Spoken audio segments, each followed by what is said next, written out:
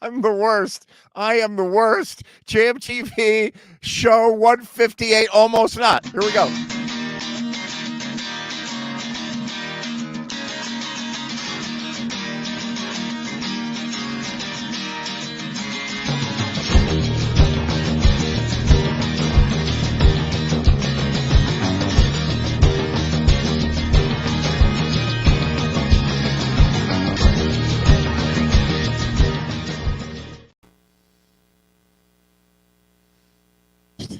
Looks like David got the memo. Did you hear me? Can you even hear me? We didn't even sound check. I can hear you. Yes, I can hear you. Oh my God. So let me tell you. All right, let me paint a picture for you. Here's the picture, right? I'm sitting with my where is it? No, it's in my backpack. I'm sitting with my little blue musical magic box, the organelle, and I'm sitting on a red a maroon bridge that's going over a stream that feeds the lake with lily pads and those cattail things that stick it up. And I'm shooting that. I'm shooting these videos of me in nature doing whatever, and I'm making the videos, whatever. And then it's getting dark, and I'm recording and making these videos that I'm going to put on you've seen them on Facebook and such. And then my phone goes, no, actually the little device, I was using my phone as a camera, and my little device goes, shutting down, no batteries left. Boom, it shuts down. And I'm like, oh, I guess I'm done, right? And then my phone goes, ding, and I look at it, and it's Will Baird.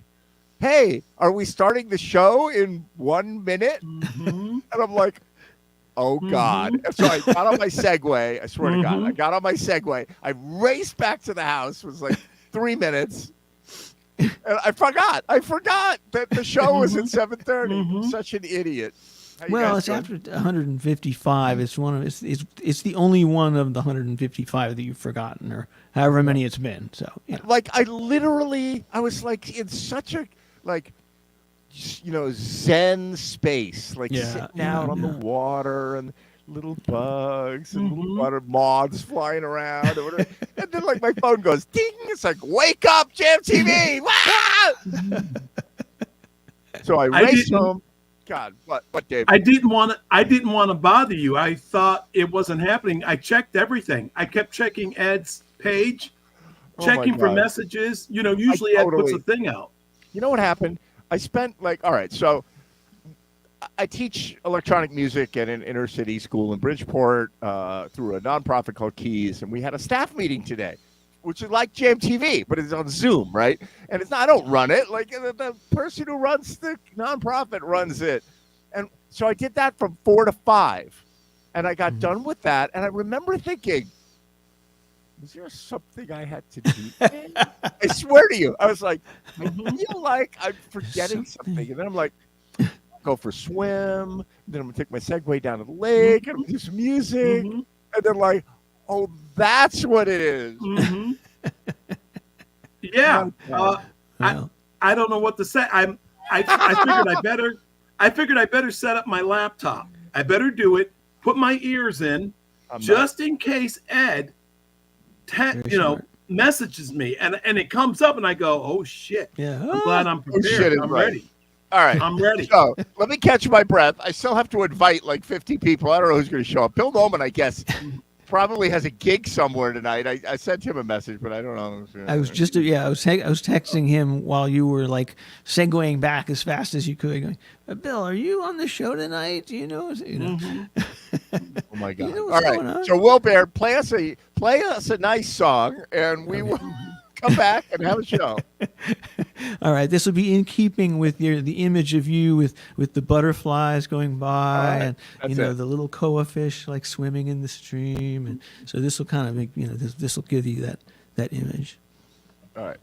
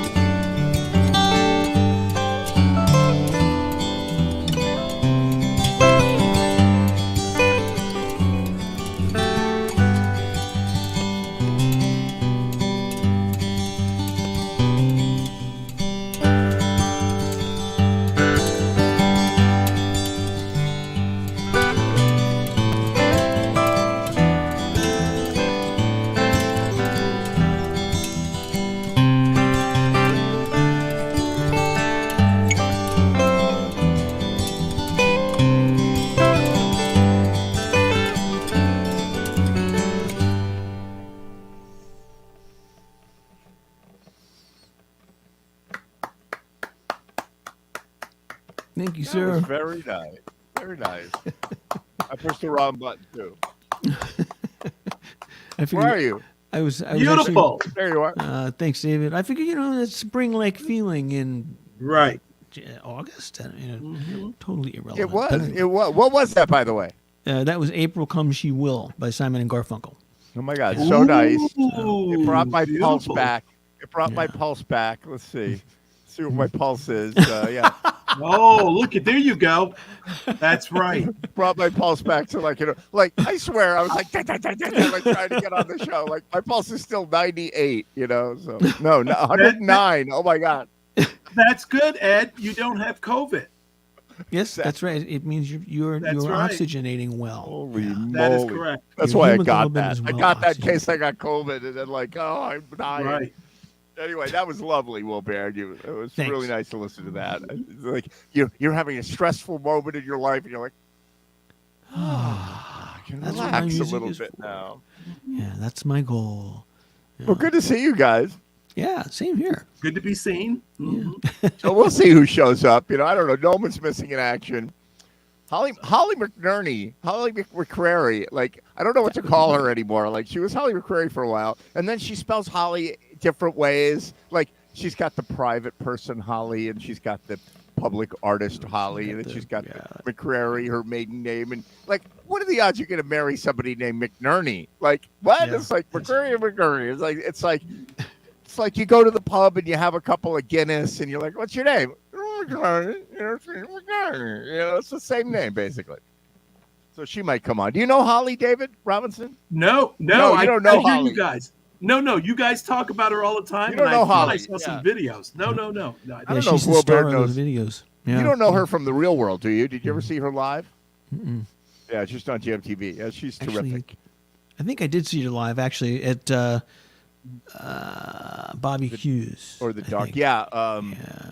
Yeah, Holly wandered into my jam. She's from another planet. She's from Alabama, actually, and she's from like Muscle Shoals. Like she's like the real deal. She's preacher's just, daughter, whole thing, and like fantastic voice and great performer, songwriter.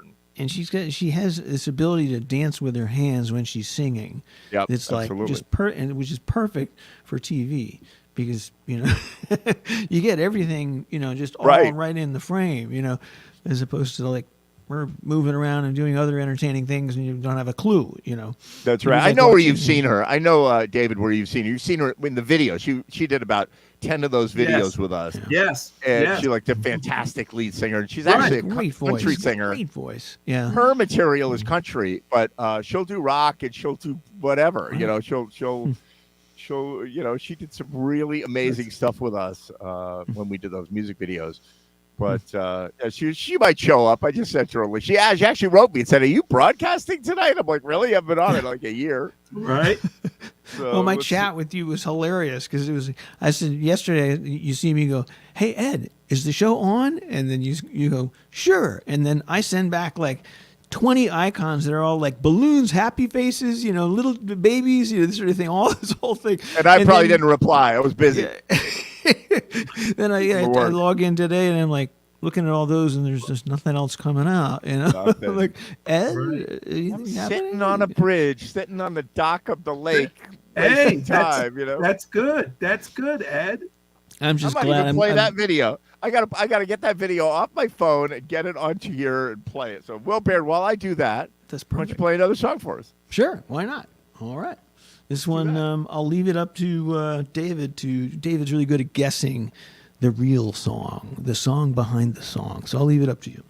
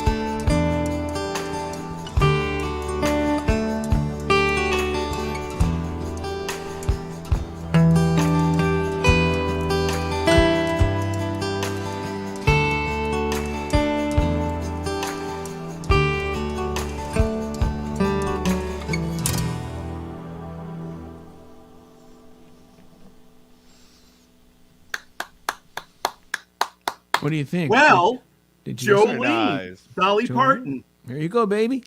Yeah. Very nice. Could you very hear the nice. backing tracks? Because I could see you at one point going. Oh, I love how you. No, do we're that. trying to. Oh no, we were trying to mess you up. You could. For a change. You're succeeding. Yeah, you're succeeding. We were. We were just like trying to guess the song. We don't know the rehearsed gesture. You know, like is it? That's or right. is it, Yeah. like it's like this means you can't hear you. So like, what are we doing? Yeah. So, yeah, that's right, Yeah. Jolene. Yeah, There's another Jolene. Jolene. What's the other Jolene? Mm. There's Well, another song, Jolene, that's completely different called Jolene. And I played in a band that did both songs. And they would go, all right, we're doing Jolene. I'm like, what? And they start the Which song. one? I'd be like, that doesn't sound like Jolene to me. What the hell is that? no, You know? it's another song. And if I hummed it, you would know it. But I can't think of it right now. I'll look it Yeah. up. Yeah. Well, Miley Cyrus did a single of it, and it was just like, okay, this is a little great voiced tart singing, a classic song You know exactly the what way they the do? original writer saw it. What else is there to this? Let me tell you something. I'm convinced that the music industry, I don't know how this exactly happens. I don't know whether it's at the artist level or at their record company or whatever it is.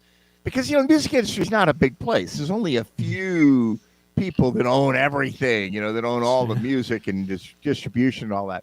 And they do this thing where they're like, uh-oh, we love Bonnie Raitt, but she's been our cash cow for 30 years. She's like amazing, people selling out shows, and she's getting where is she slipping a little bit? People aren't going and seeing her as much. Susan Tedeschi, the new Bonnie Raitt, so they come out with it. They make another one, right?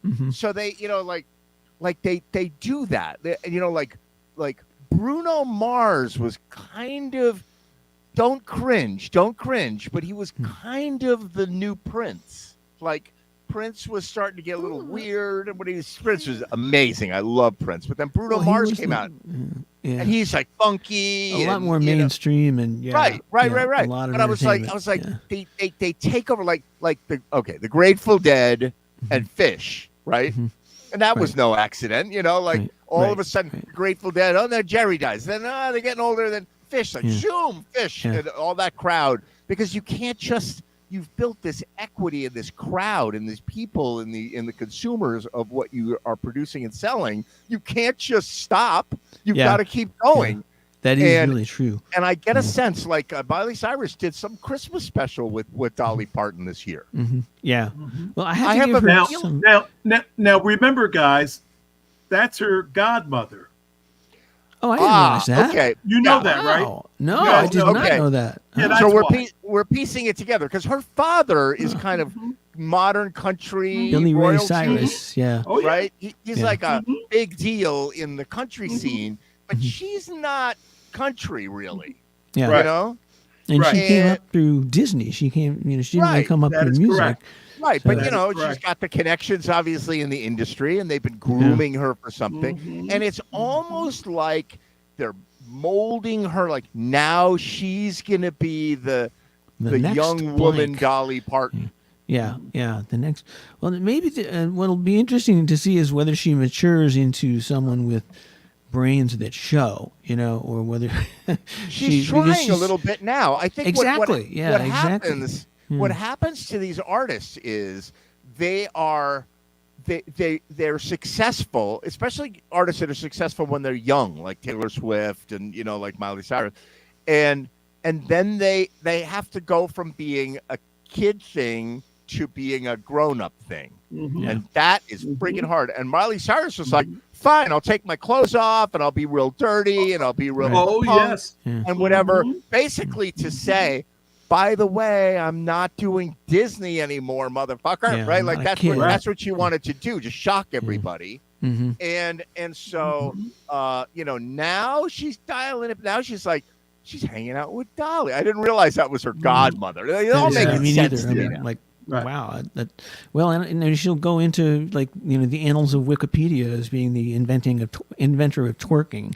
So I'm hoping she's going to do more than that. Just no, so but that she's got going more that way resume. now, and I get the sense that there's a lot of young artists that are like, like Stevie Wonder. Because I don't know, is it Jamiroquai or like somebody? It's like all those cool chords and complicated arrangements. I listen to Jamiroquai and I hear a lot of Stevie Wonder in there, and I wonder if somewhere in the record company there's some guy on Long Island sitting in a big estate, who's the entertainment lawyer for some giant thing that existed, and they're like, we can't just watch this go. Boom. We've got to let it. We got to have something pick that up, and we can sign somebody who will be that person to grab that audience. You are right. I mean, it is not about the band; it's about the audience. That is what the business comes down to. Right. So it's how you make people feel equity, who spend money on you. Who buy whatever it is you're buying. Like people aren't. I say to my kids at school that I'm teaching, I say, "Do you own any music?" And they go, "What do you mean?" And I go, "Do you own any physical music?" And they go, "What the hell is physical music?"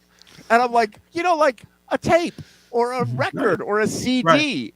And they're like, "Oh, yeah, my mom's car has a CD player in it. My mom has a really old car that has a CD player in it." Right. Real old.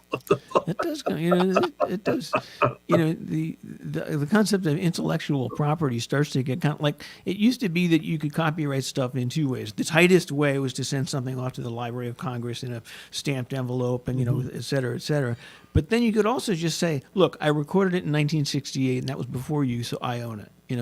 And that was it. That was all you did. But, the music industry is a crafty, screwy machine. And now, forget copyrights. Now they digitally encode your signature code, and if it ever played for 1 second that Eagles song, you're going to get an email from us. You're screwed. Right? Those guys really are. They're the hawks of the internet. Literally, the Eagles are the hawks.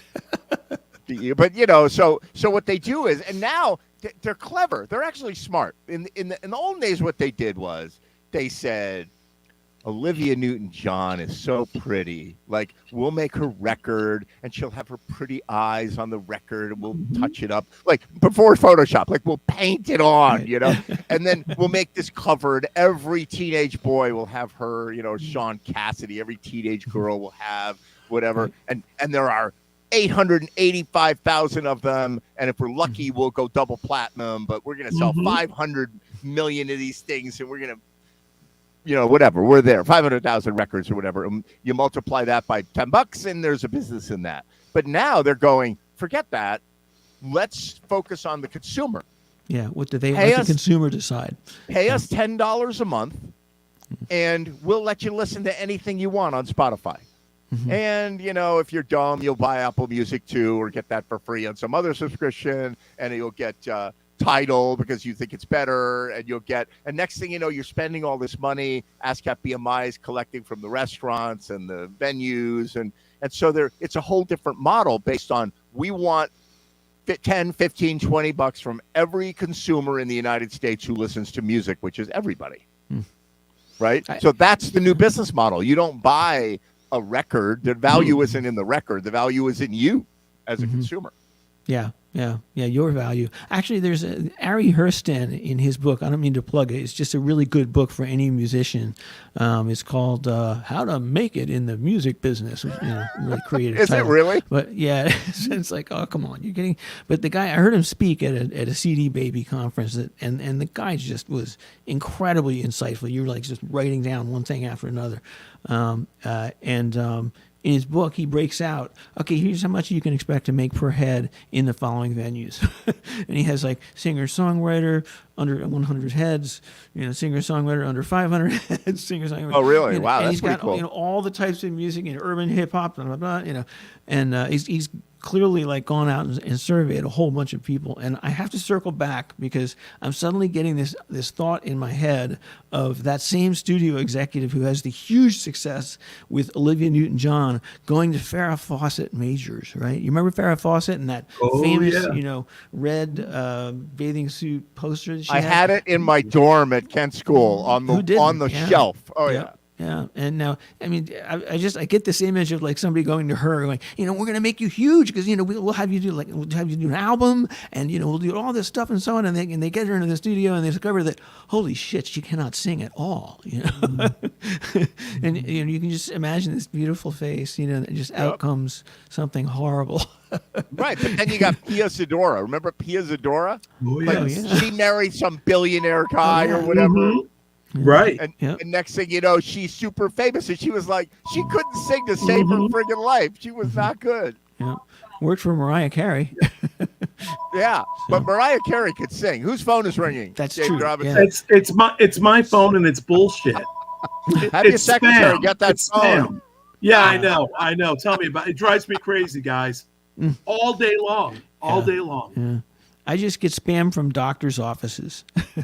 This is the optometrist office of Boston. To make an appointment for you. They hope to catch you. You're like, I probably need an appointment. My dentist sent me 4 of them. So when I went in this week, I was like really crabby to them in a highly inappropriate way when you just walked into the door to someone who might actually drill your teeth. I get desperate messages from my optometrist. They're like, look, it's time, and they get increasingly more urgent. Like, look, it's time for your retinal scan. You need to pay attention to your eyes. Your eyes could fall out of your head. And I'm like, it's just a little baby. Need glasses, Yeah. I hate that test. I hate the scan where they test to see whether you have blind spots. I'm like, so they're clicking on every single thing I see, because it's like I know that at some point they're going to go, oh, you have a blind spot. It's like, no. Yeah. Thanks, Wilbert. I didn't know I had to worry about blind spots. Oh, I have so many things for you to worry about. Yeah, that's tomorrow. Yeah, I'm the encyclopedia of worry. You just come to me. Oh my God! All right, do a song for us, Wilbert. I'm too worried. I can't nervous. Save us from you. I can't handle the pressure. I'm sorry.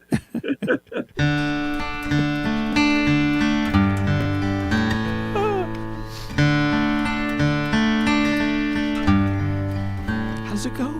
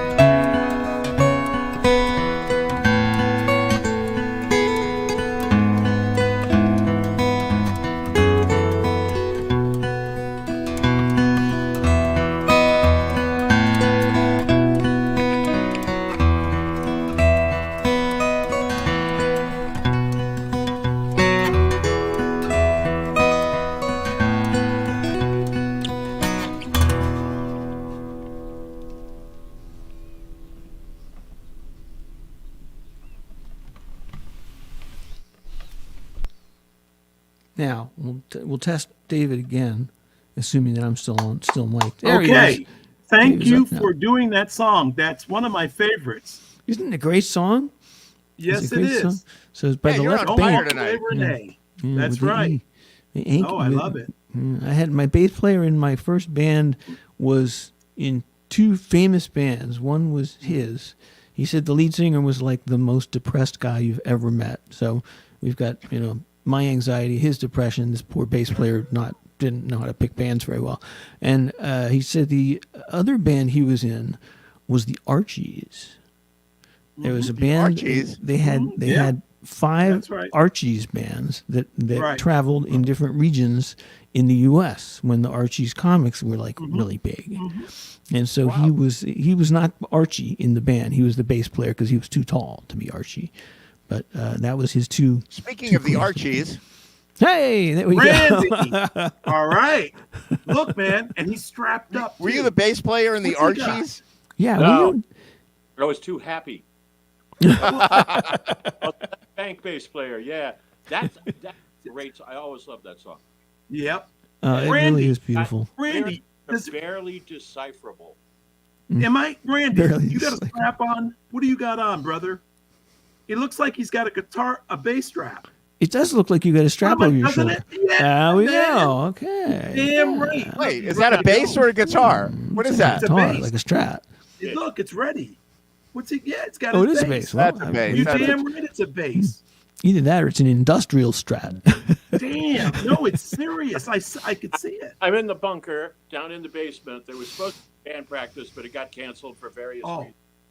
And they've thrown a couple of new tunes at me, so I'm down here trying to learn one tune, which was just pretty straightforward, and one that Linda picked up on. I'm like, you got from last night? Like, you got to be kidding me! Like, all right. I never get to play live. You ready? See if you Yeah, can- I'm ready. See if you can nail what bass line this is. Can you hear this?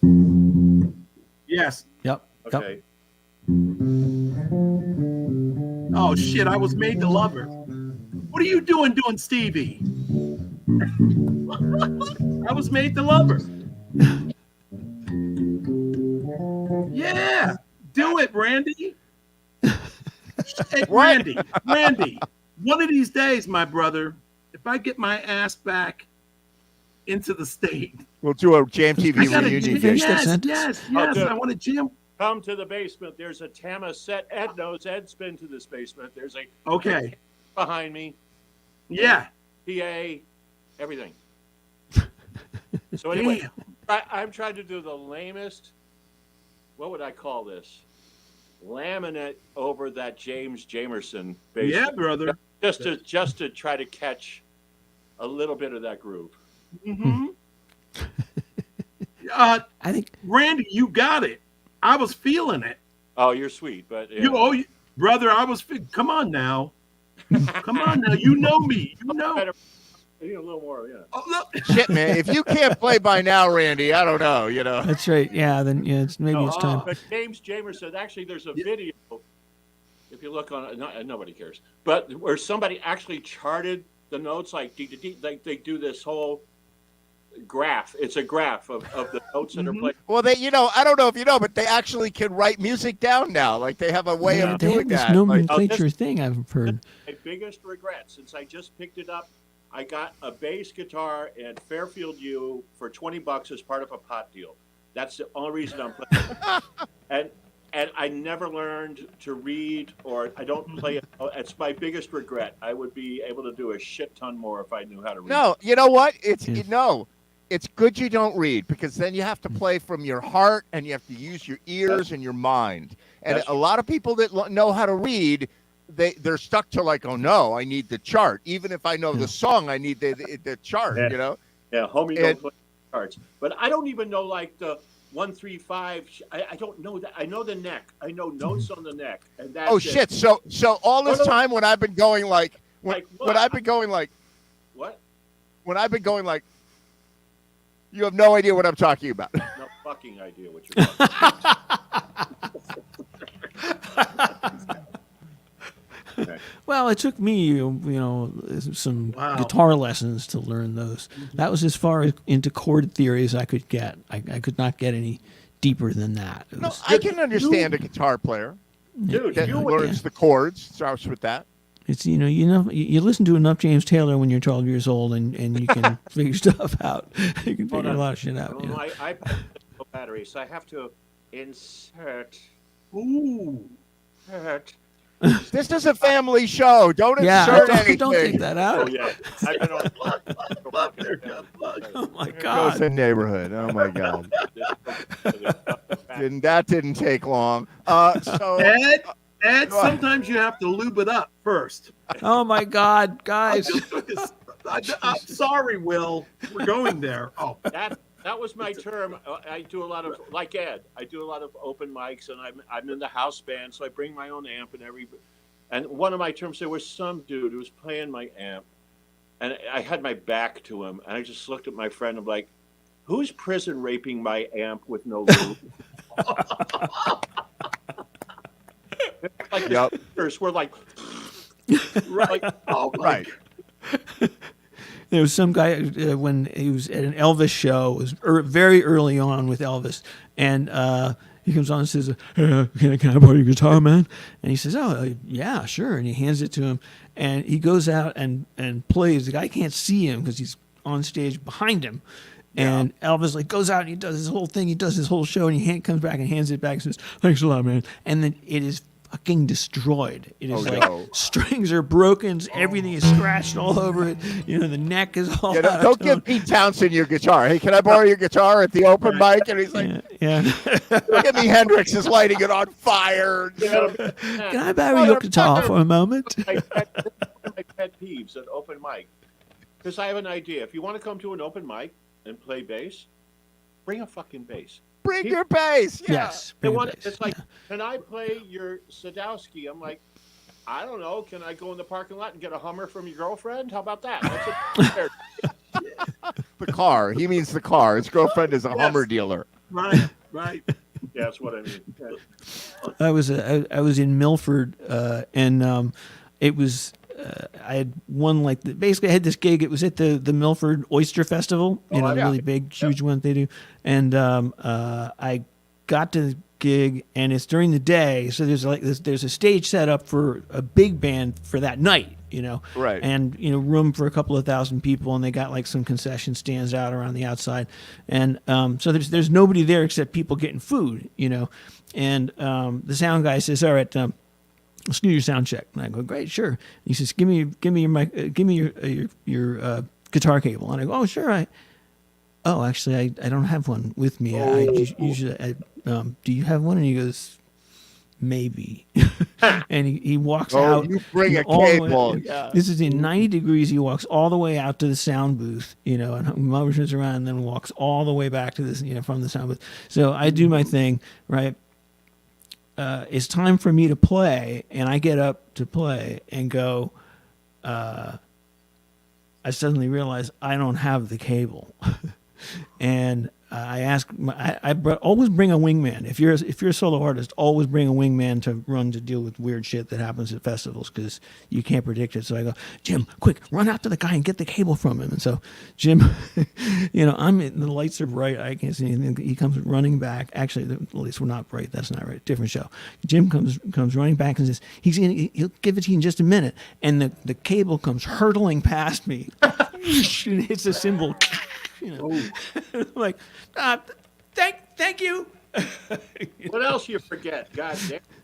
This guy the show was hilarious because it was like, hey, you folks over at the Clam Shack, how are you doing? You ready for a good time? And I can hear him off in the distance go, hey, and you folks over at the Burger Shack, you ready to rock and roll? And they go, you folks over at the Shrimp Shack, how's it going? And apparently they were they didn't have enough shrimp, and it was gone rotten or something. Or I was like, okay, sorry for the Shrimp Shack, let's get started. I play both the Norwalk and the Milford ones. You can't find a fucking oyster.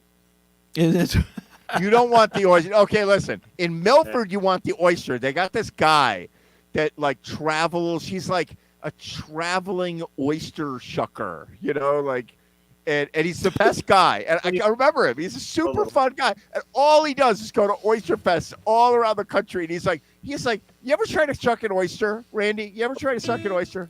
No, I have hemophilia. I'll fucking cut my hand off. You ever try to chuck an oyster, Dave Robinson? No, because I don't want to cut myself. Will Barrett ever try to chuck an oyster? No. Oh my God! Don't ever try. Don't think, I've got the glove and I've got the chucker thing and I've got the oyster and a guy who tells me he knows how to do it. You will murder yourself. And the guys that know how to do it, they're like, chuck, chuck, chuck, chuck, chuck, chuck, chuck. They're chucking. You could die 6 different ways chucking an oyster. Someone died to make you this oyster. Do you understand that? Oh my God! Right. Oysters are one of my favorite things in life. I mean, I will eat them all I love day them. with Chardonnay. Randy, I know that's true. I know that's true because I saw the photos. Oh yeah, I do post that. Yeah, brother. The I photos saw of the what photos. Randy And I'm and going, shit, right. Randy's in it. did this have anything to do with that white device you were holding up? There's a bacteria that's in oysters. 2 people in Connecticut have died from this bacteria eating oysters. And Easy two that we know of. well, no That's shit. right. Yeah. And apparently it you can't smell it, you can't taste it, you don't know that it's a bad oyster. Yeah. Okay. Much as I hate to do it, I'm holding off for a while. Yeah, if it tastes like Okay. if it's slimy and it tastes like snot, then be careful. You know, it's like but they all taste like snot. Yeah, I thought they were supposed to be like that. Yeah. No, That's like one of the hidden, dirty little secrets of Fairfield County. I think is this oyster thing that you were talking about. The oyster killer, and the other is swimmer's. What do they call it? It's like swimmer's rash. In the month of July, in the inland areas right by the shore, if you go swimming, there's like a parasite. Oh, sewage. Yeah, I've heard of that. Sewage. Yeah, raw sewage coming from the overflow. No, it's like it's some sort of a I'll remember it after the show and be like, oh my gosh, it's such and such, But so I go in to see the dermatologist and I go, I got this rash on my back. Can you just check it out? And he goes, oh, this is very interesting. I need you to give up your body for science for a moment. And I'm like, Oh man. oh, okay. I'm lying on my stomach, so I don't know what's going on. The door keeps opening, and guys come in, and they go, oh, how noteworthy, And then the next guy comes in and says, fascinating, Yeah. And you're bringing in all these students, You got pictures of your body at Yale New Haven right now in the Yeah, archive. exactly. Will Baird. Exactly. Yeah, no oysters. I love oysters. Swimmer's itch. I love swimmer's itch. Yeah, I love oysters. But and I used to go to the oyster bar. I had an office in the building right next to the Grand Central. I used to go to oyster bar for lunch every night. I love oysters. I love it. What's that? The oyster bar is the mecca. That shit is FedExed in every day. Ooh. Wow. And they have oysters from oysters are from all over. Blue Point oysters are from. Right. It's not a species. It's the kind of oyster from Blue Point, and then they have Norwalk oysters, which is a thing.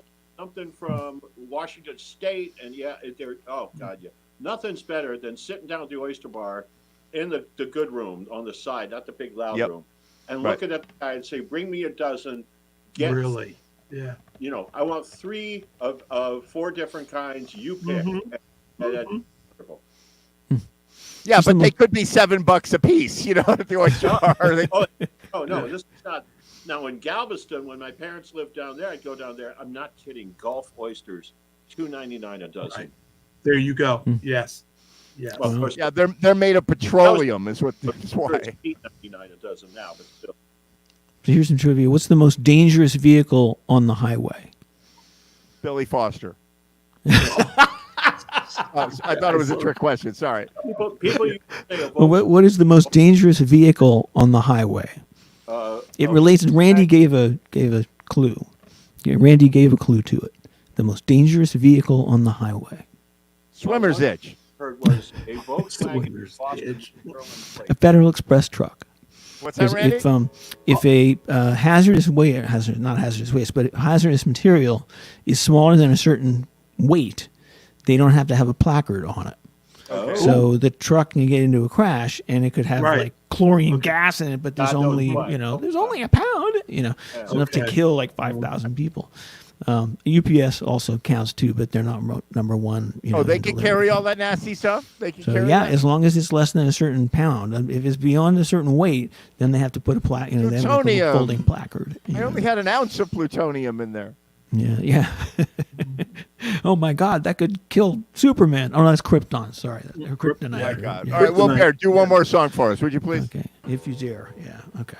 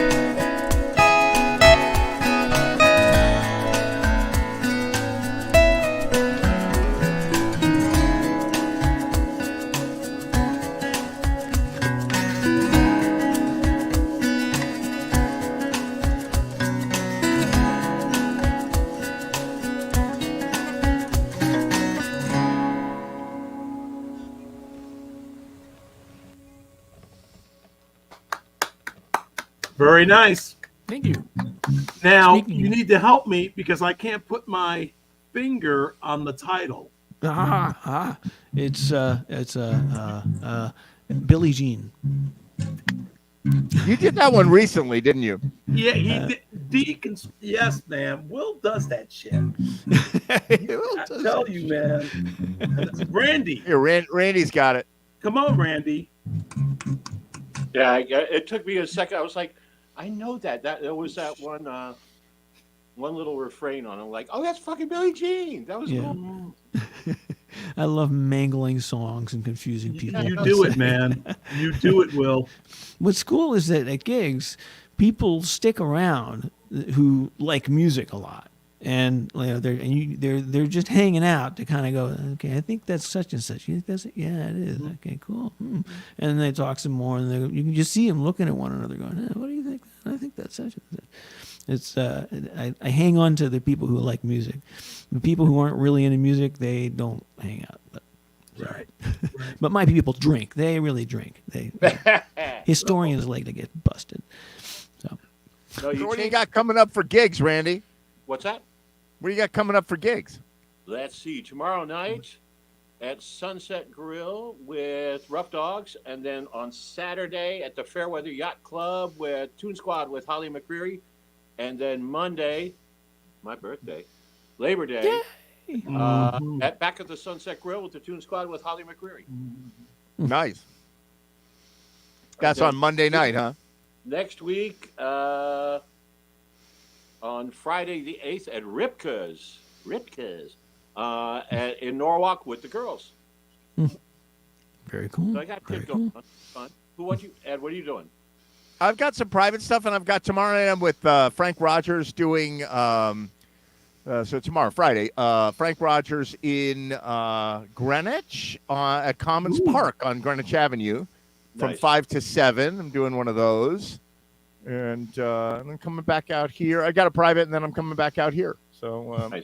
oh, and by the way, everybody, you should go to everybody listening, everybody in the sound of my voice, go to there's a What? jam happening on Saturday in Harrison, New York at Veterans Park, right?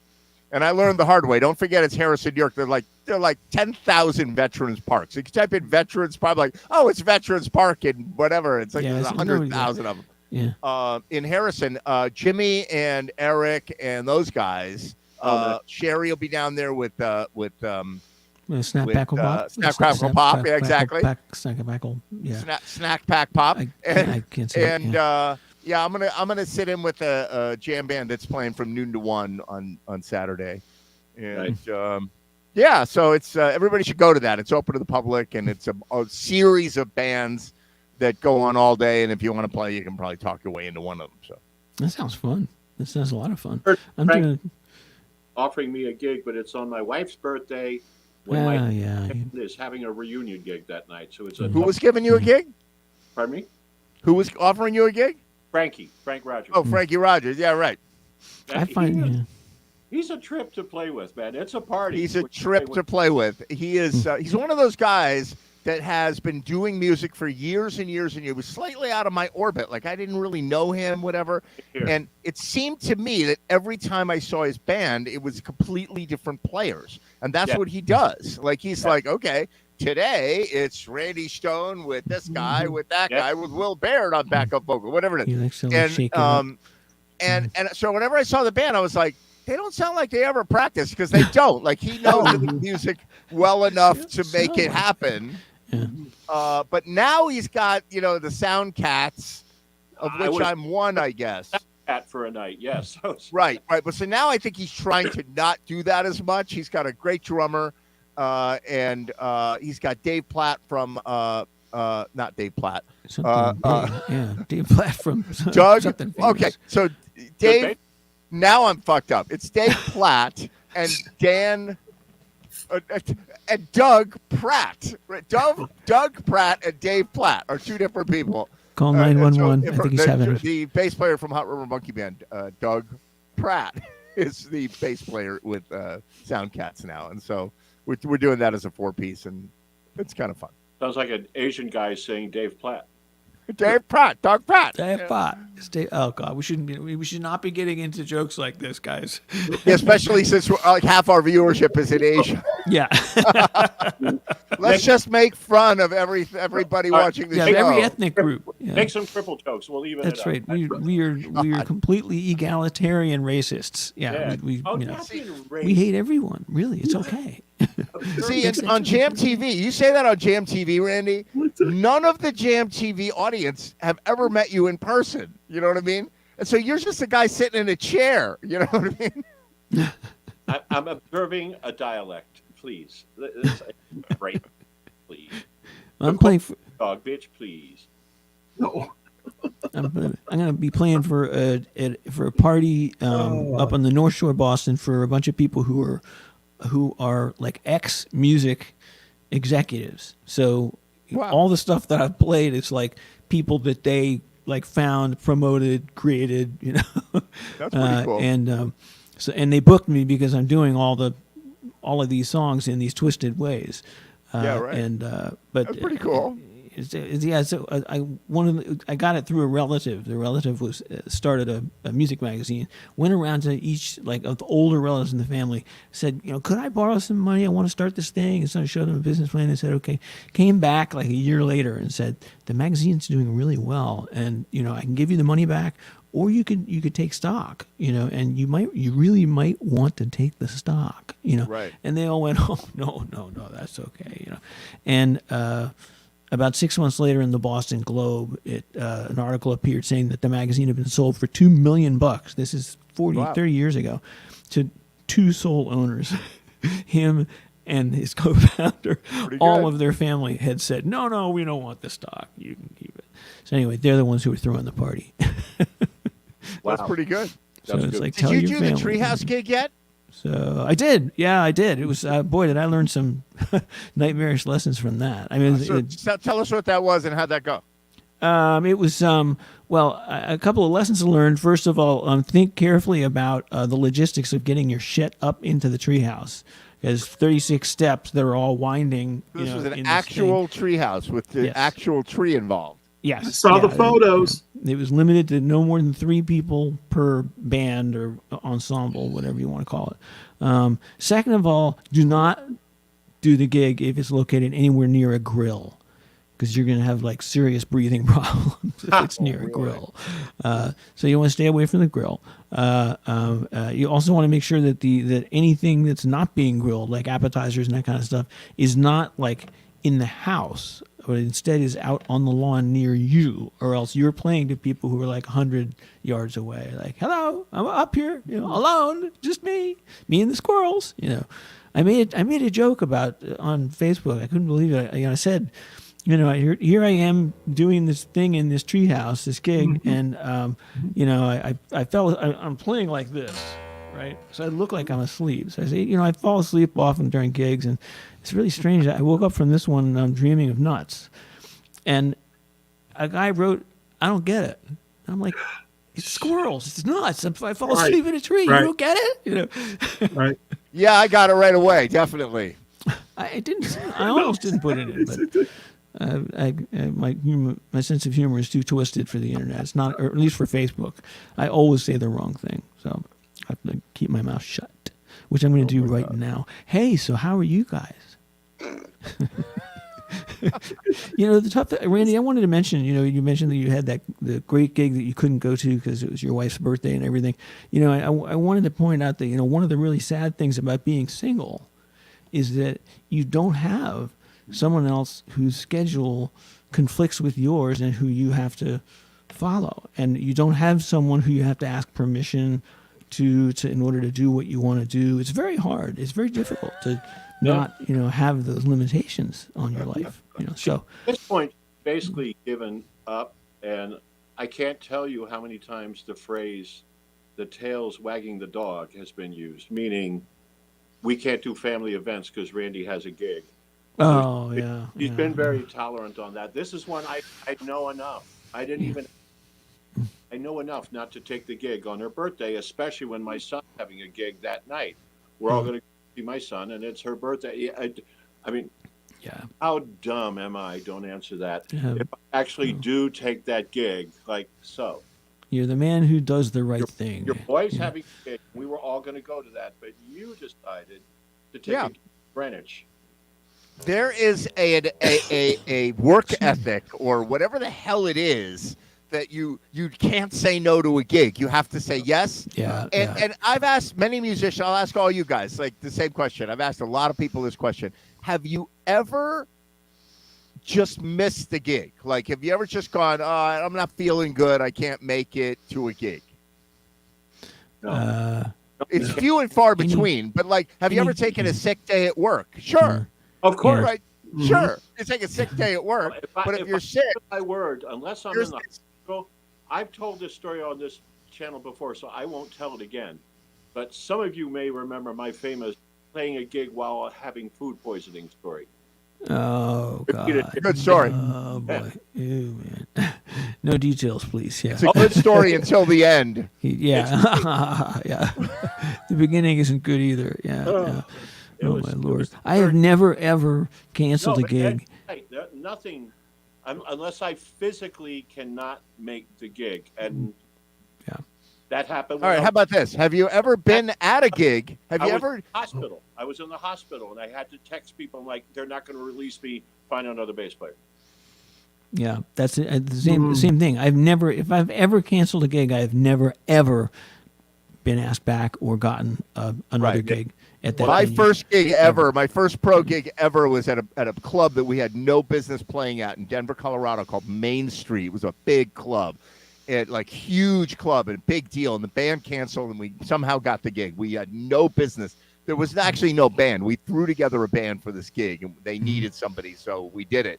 And it was a big gig, and it put our band on the map.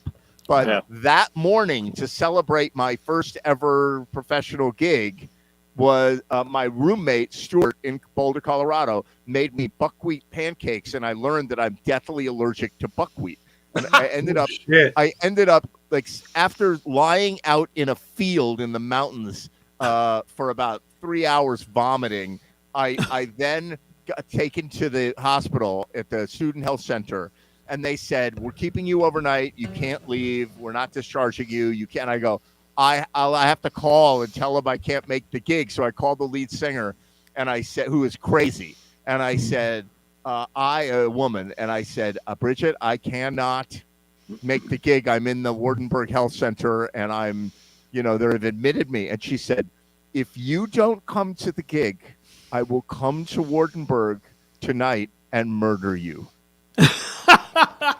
Okay. And she meant it. And so I climbed out the second story window into a tree and climbed down and went to the gig because I was like going to be murdered otherwise. And I showed up and I was like so weak I couldn't even stand, and they belted me to a bar stool. With belts, just like in two belts case, together. They belted me to the bar stool. She put makeup on me and like eye makeup. It was the 80s, right? Yeah. Eye makeup because I looked pale, right? Everybody thought, who's the heroin addict? In the I looked really bad, but I somehow got through the gig. That is, I can just imagine like the nurse coming in, at 11 o'clock, like, okay, Mr. Train, it's time for you. Oh my God. I never went back to the Student Health Center because the doctor said to me, if you try to leave here, we will have you arrested and brought back here. Like, that's not true, I guess, but he was trying to scare me, Well, I guess if you were a minor, were you 18? I was 19 or so something like that. Unless if you were if you knew who you were, where you were, and what day of the week it is, you're in charge of your life. I didn't know that. Like, nobody knew that back then. I couldn't Google it or anything. You could intimidate. But she would have killed me. I know her now. I know her better. She would have killed me. So I'm glad I went. Glad I did the gig. I'll spare the food poisoning story, but it came down to one rhetorical question. 3 songs in, I'm still like gurgle, gurgle, gurgle, and my question was, can I trust this fart? Oh shit! Yeah. Oh my God. Oh my Lord. Oh my God. Yeah. Let's not discuss the answer. Well, did you? Oh. No, we're not going. Did it happen? A little bit. It did? We're not going there. We're not going there. Wait a minute. So, Randy, wait a minute, man. I don't know the story. So, Randy, did you have to go commando? No, I No. got one of the singers in the B-side band. I'm like a sister to me. I'm like, I've had, this is day 3 of food poisoning. I can't believe you're here. All right, I'm here. I said, okay, I think I had a little problem. He's like, oh, all right, stand up. Because this is what girls do in high school. If a girl's having her time of the month and something shows through, we wrap a sweater around her waist. So stand up. I'll check your backside and see if we need to wrap a sweater around you. And apparently I was. God help us all. But, Okay. it just takes one little drop and it feels like a flood back there. It's Exactly. Yeah. Exactly. And by the way, Randy, yes. it's not just girls. I used to put a sweater around me when I got a hard on in class. In school. Come on. Can we speak? Come on now. That is the The strangest shaped biggest hard sweater. on, Randy, and I just wrapped the sweater around me, especially when the teacher called me up. At least we're not going there on the story of the food poisoning gig. Ed, I'm just saying. What? Sometimes boys didn't want to. Exactly. You know, the funny part is our viewership number just went up. Oh my God, you're right. Like now that we're talking about diarrhea, boners, Oh, my and God. Well, I can move the conversation to bass strings. No, that's okay. That's okay. I heard about that. Say- Wait a minute. I understand there's Oh, a no. possibility Oh, of God. that. You guys, I was talking to Dennis offline. Dennis knows. Yep. I've been talking to Dennis. Dennis Dennis- wants to bring it back. He wants to do it. oh no, you guys stay offline. That's a good Stuff thing to Ed actually left his own show. We're going to do it on Hug a Bass Player Day. Like, you can all come on the show and run it for an hour. It's, You left, it's and they were Jam TV, they were like, the bass version. Bass player talking inane, micro detail bass shit, and you left your own show. Oh my God. I'm sorry I missed it. And then we got like 30 minutes into the conversation, and there was a lull, there was a quiet, and I came back on, and I said, so Dennis, was it the round wound? I was being totally sarcastic, and they just started up again. Yeah. Let's talk about string technology. Yes, man. Oh my God. I suckered Ed. Ed was talking about his little synthesizers, and I suckered him. He walked into this like a total dupe. I was like, Ed, you ever seen those keyboards? There's some of those keys made of resin and some ivory. And Ed starts like, no, actually, this one is actually a plastic. Oh. Well, each of your instruments must have something about them that injures you frequently, like in some small way. With an acoustic guitar, when you're stringing the guitar, the tips of the strings are like these little needles. I mean, they're so sharp. It's like West Side Story. I mean, it's really nasty. You're guaranteed to stick yourself. What about drums, David? I mean, is there something about drums that whenever you change the head, you always it comes back and slaps you in the face or something, or No, I got control on those bad boys. So okay, all right. How about you? You know what I mean? I run a tight ship.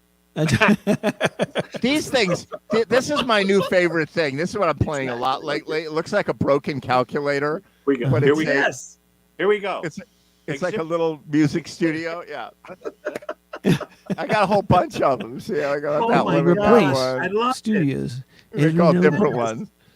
And yeah, if you only knew what's on this desk, But man, you're don't holding up. make you watch one. I'll make you watch. I've got a little metal box with walnut wooden buttons. Yeah. Oh yeah, That's I what I was doing.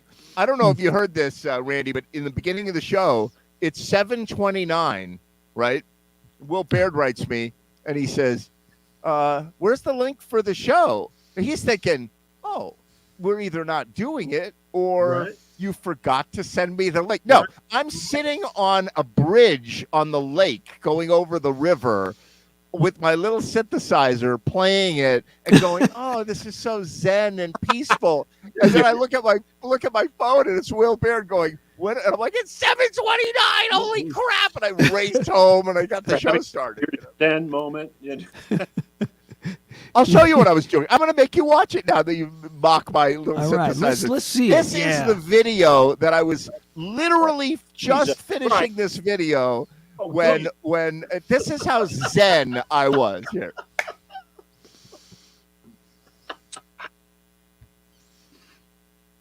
So far, so good. Yeah, I'm Yeah. waiting for where it is. Right, where is it? I feel Randy's zen gonna have already. to fill up again. Is Yeah. it going to play? I don't know what's going on.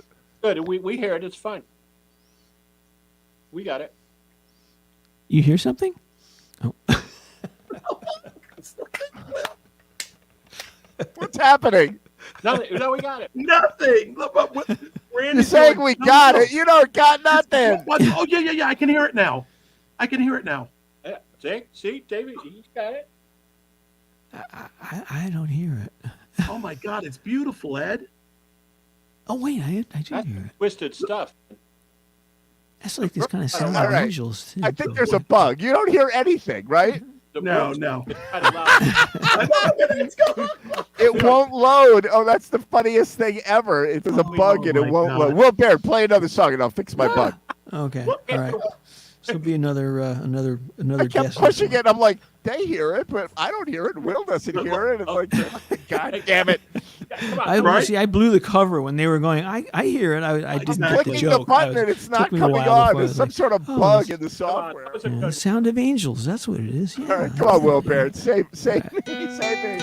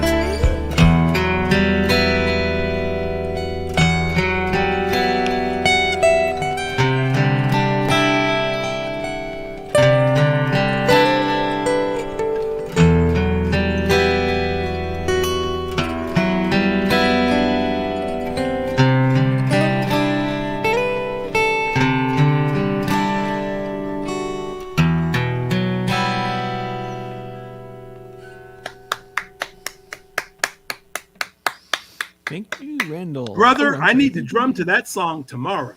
Yeah. I'm gonna put that. Oh, by the way, I like your drum videos. They're cool. You know, I cut out the weird part. What weird part? When it goes into a bridge where Patti Smith must have taken over, and Bruce Springsteen went, you know what, you can have the song. It's okay. It's yours. You can play. Because she just goes into this. It's live. It's death. It's blood. It's constant. It's blood. I'm nuts. I'm nuts. She just, you're just like, whoa, where is she going with this? You know, and then she kind of circles back to the song. You know, Yep. So it's very strange when you get into the. I just went like, I'm cutting that part out. I'm keeping the. You blame simple Bruce. stuff. 3 minutes. That's it. 3 minutes. Get in. Get out. That's my rule. Yeah, they. I actually Very nice. that I didn't even Thank you. notice that you cut that out. I think I know what you're talking about. That part. Yeah. It's not the most memorable part of the tune unless you're following Patti Smith. And Patti what's the Smith story? seems like, Springsteen wrote that for her. they wrote it together when they were living in Greenwich Village. So they I didn't know co-wrote that. it. Yeah. So Did you know that? I didn't know that. Patti Smith Yeah. and Bruce it actually Springsteen says it's Patti Smith. So this is the Right. the woman who's the Patti poet. Smith, and Patti she's Smith. like our Right, right, right. generation. But it's But interesting. Will, the version that I will drum to is Natalie Merchant doing it. Oh wow! I gotta Oh, check. yes. Oh yeah, I have heard Oh, that. check it out. Yeah. Yes. Because of the night. Yeah, That's right. There you yeah, go. Yeah. Hers is mine is more like pretty. You know, hers is Yes. more like Yeah. this is the song. You know, Yes. and then Yes. Patti Smith is like, you know, this is the song. I'm Right. crazy. Exactly. You know, she's- So exactly. straighten me out Exactly. here. Patti Smith. Patti Smythe was with Scandal, right? Yeah, she was the Right, she right, was right, the right. cutesy. Patty Whereas, Duke. whereas Patti Smith was big in like 1971, Right. when she headlined with that song when Springsteen wasn't really known. Right. And she did that on Saturday Night Live, and then that Right. you know, she sort of became a person. And I think she was part of the what was the whole punk scene, that whole like Well, the she's CBGBs, definitely the leader of the yeah. punk. Yes. Yes. Yeah. So, Yes. but she like the joke's on us because she's really smart and she's really articulate and she's got like a beautiful soul. She's got she's got a couple of short books that are a combination. One is an audiobook that I highly recommend. It's the only one she's got. There's her doing poetry, stories, and her family, her kids are the band for her. So she also does some songs as well. And it's really beautiful. That was the first time, aside from when Dylan had her collect his Nobel Prize for him, that was the first time that I realized that this woman's actually a hot shit, you know. I saw her probably at least 4 times. One time with she and the Ramones were on the bill. Oh my God. Yeah, That must have and- been great. No, it was fantastic. And one time with John Cale from the Velvet Underground, and she was married to Fred Sonic Smith from the MC5. Wow. Well, you know the MC5, right? Come on. I didn't know that she was married to him. I didn't know she. I had no knowledge of her love life, I guess. Yeah, Well, I she don't also want. had Yeah. kind of a platonic relationship with Robert Mapplethorpe, who was a famous.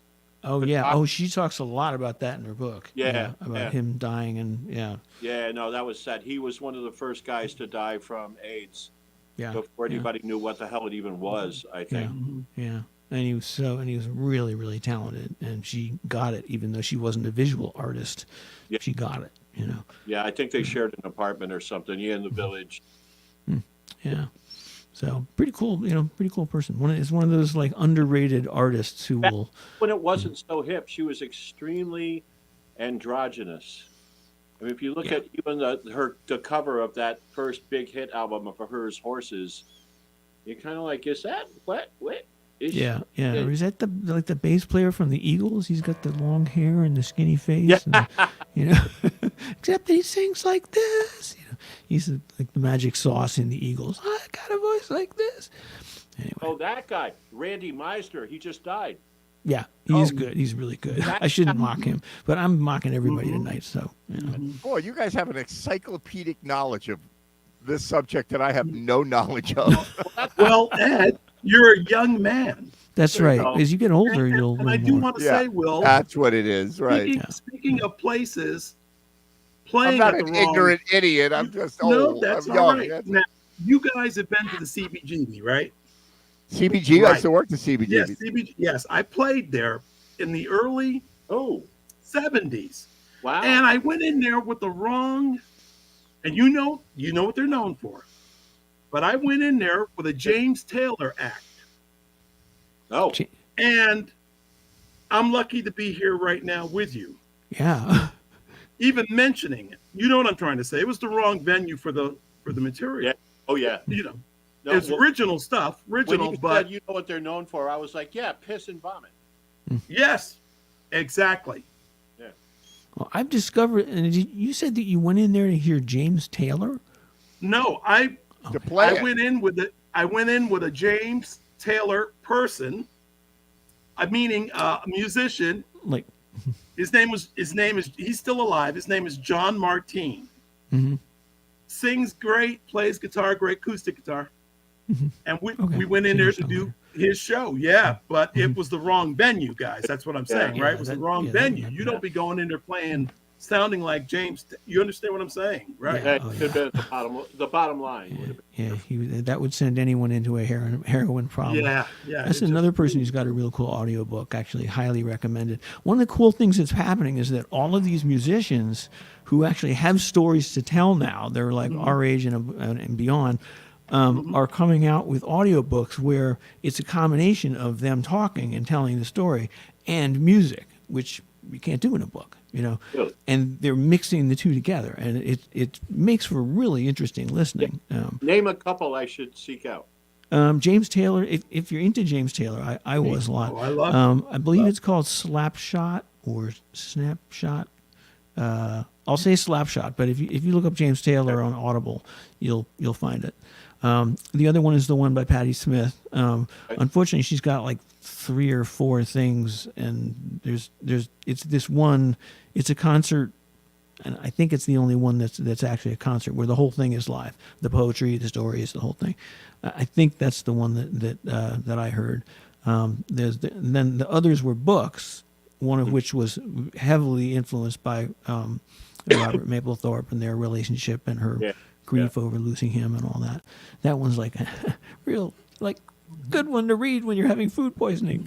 But it's a whole. I mean, that's a whole new medium, because it's like these people who are great storytellers, you know, singer-songwriters, can sing and then tell a story. And Taylor talks about, you know, you got to look down upon me, Jesus. You got to help me make a stand. You got to see me. Basically, he's one of his lyrics in Fire and Rain is "I need a friend." Carole King wrote "You Got a Friend" in response to Fire and Rain. You know, stuff like that. That's just really like, you know. And then he gets the into one I listened to, and it wasn't actually that recently, but it was a while ago. Was Graham Nash's audiobook, and he had good stories. I can't remember them right now, but I just remember really liking the book. And you think back to the Laurel Canyon days. Yeah. You know, he's got some stories. Yeah. Oh, that sounds like excellent. I'm reading Joni Mitchell, Reckless Child, and it is I should be careful. To me, in my personal opinion, it is the dullest book I have ever read. Really? But you have to be, if you're into Joni Mitchell, like really into her, like you know all of her lyrics and every one of her songs, and you've analyzed all of them, then you'd love it, you know. Oh, she'll tell all of the 23 custom tunings that she has. I mean, this guy analyzes every single line of her songs, and she's got a lot of songs with a lot of lines. So I'll keep my mouth shut. I've been talking a lot, so I'm going to be quiet now. All right, I'm going to play something weird. I'm gonna let's see. I'm gonna try to push the button and see if it worked. The reason you guys were like this on the last Will Baird song was that my computer literally, like, figuratively caught fire. Like it crashed and died and burned. Like something. I don't even know how the show was still happening. Like the kernel of JMTV was still active, but everything else, I clicked on everything, nothing was working. So we're gonna try this again. Good to know, actually. This is the weird Zen music that I was doing down the lake at the lake at 7:29 while I was supposed to be here doing JMTV tonight. This is it. Let's see if it plays.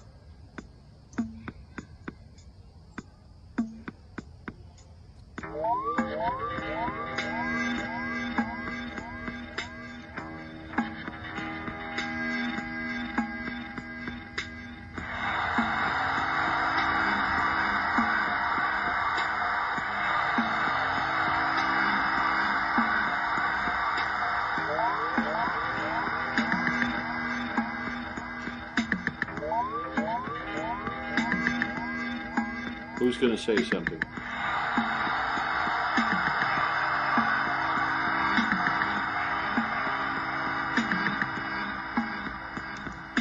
Ed.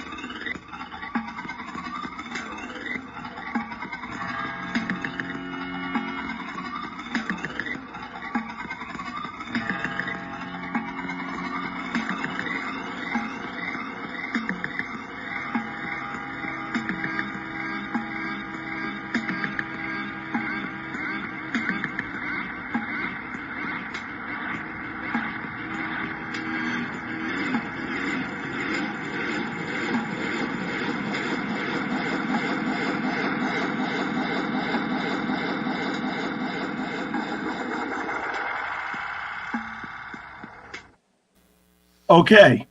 Oh, First crap. of all, you can understand why Ed lost his mind and he was fucking late. Okay. Now I was just lost in weirdo music. I don't know if know? you guys noticed while Ed was playing, if you look straight in the center of that body of water, There was someone drowning in the lake. There was movement. There was fish or something. Yeah. Did you see it? Well, I figured It was that a- just on the other side of the dock, where we couldn't see, that there was like maybe 20 frogs, like just Drowning. watching. Yeah, frog you know? going, what's going Right, on? in a out trance, there, like- man? There was a lot of movement. I don't know what Yes, happened. Ed. I really did not see or hear anything. It You was didn't actually hear it? really still. Yeah. Wait a I minute. mean, That's you why didn't hear any music? I was being Oh so- wow, you had a bug? Huh? You had a bug. minute. You didn't see I the heard video Randy at all. Second you went to do it, all of a sudden everything went silent. So Oh, I'm like, Oh, no. That Oh. happens. That's a weird bug in the Oh. system. Yeah, it's every once in a while it does that. But oh, the other shit, guy saw it. Randy. You're just going to That's wish why that Watch you. the Randy. show. Randy, I thought I heard you talking. I was. I I thought Yeah, I he heard was. He was. You There were was a saying, bug. did you I hear was it? like, Yeah. I was like, how's Is Randy anybody gonna- talking? was not hearing this. Right. Is anybody going to say anything? Yeah, That's that was what I it. thought Yeah, Randy was saying. Is yeah, anybody we going to can't say hear it? anything? Yeah. Right. That's really okay. funny. Holy Wow. shit, Randy. Ed, what do your students in Bridgeport think about this stuff? Well, they don't. They haven't seen this particular contraption. That thing is actually a very weird little thing. It's actually a computer, and it's got a little box, and it's got wooden buttons. It looks like this Yeah. thing that you'd find in a some like a old radio or something. And it's got a speaker in it. It's like makes the sound live. It's loud, and there's a community of people that write software for it, and it can be like a guitar effects pedal, delays and reverb, stuff like that. It can be a synthesizer, a sampler, a resampler, a looper. It can basically do, just like a computer can do anything, but people have to write this code for it, and I'm into that too, and that's very weird. Yeah, that's got to be hard. Program it like a like a computer, and it does this weirdo stuff. And yeah, so my students see the more like ready-made products, things that things that have buttons and knobs and lights, and things like that, because they can't handle it. They can't handle the truth. They're too, they can't handle code. No, man, that's cool. Very cool. But there was movement in the water. Well, yeah, there's some stuff going on in the murky part. I see Dave Gunnup sort of. I see his chandelier or whatever that is. Yeah, or like a wall, or see a ceiling or something. Where are you, Dave Gunnup? I am definitely. I'm going back. Save us from the electronic music that I'm playing. Oh my God! I would tell you. I told you I would try. I just got home. There he is. There he is. Now we got him. I'm going to go and find those mushrooms that I had before I moved in, and then go back and listen to that. Where did you? I thought you were in St. Croix already. October 1st, man. There you go. I can't get out of here fucking fast enough. I'm sorry. Can we say that on your show? What's the matter? Yeah. What's the matter with Connecticut? Let's talk about how shitty it is in Connecticut. It's not shitty in Connecticut. It's just it's not the Virgin Islands. That's a terrible. I'm sorry. It's just the mentality on an island. They're all. I've said this before. They're all like broken toys and misfits, but they're my misfits and they're my broken toys. They're people that I know. And up here, everybody's into money. Oh yeah. And it's starting to make me not care so much. So I said to my wife, I said, I'm going to go in October, and she's not. Go. Because of the grandkids. But I understand, I said she'll come in, January or whatever. And you'll get some gigs going in the meantime. Yeah, and I got this new guy, Hugh Craig, I heard him play with this friend of mine, and he was really, this guitar is so fucking out of tune. Yeah, we noticed. Yeah, well, I don't have my guitars here. This is her old Martin. This is like when you run a jam and like everybody's got a 10-minute slot on the list and they spend like 9 minutes tuning. Like that's it. You're out of time. I feel special, man. This whole thing is so sharp. It's like, don't ever bring a 12 stage onto the stage again, or a 12 string on the stage again. Yeah. Yeah. So I was just playing this little electronic music thing, and it's got a patch that is a ukulele patch for this little electronic machine, right? And they have 4 knobs on it, and you can actually tune the strings, which is weird. Hey, you know what I saw? There are no strings. Yeah. What? There's I do a lot of songs with the capo now. Yeah. And there's a capo that has a tuner built into the capo.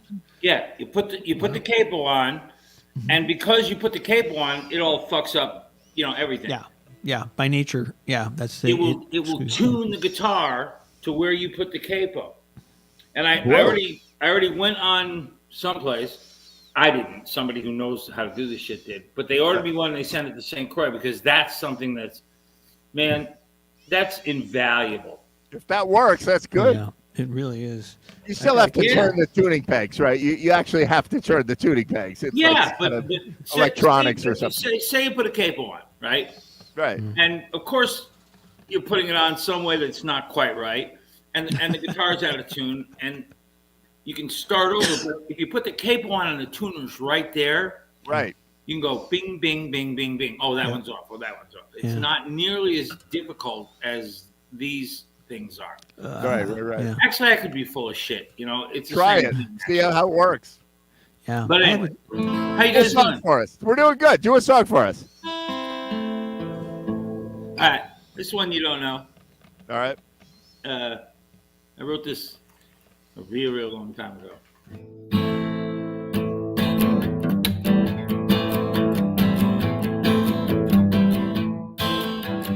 Have you ever claimed you'd be someone famous, singing for a king and his queen? Staking out a truth not a soul would believe. They laughed, said they'd wait and see.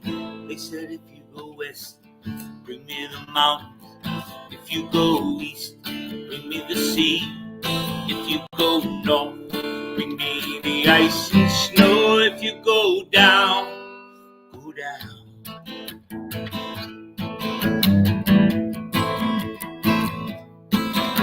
When I was a child, I was called precocious, writing down some melody well. Promises and praise took it all out of focus. Pride made a foolish head swell. If you go west, bring me the mountains. If you go east, bring me the sea. If you go north, bring me the ice and snow. If you go down, go down.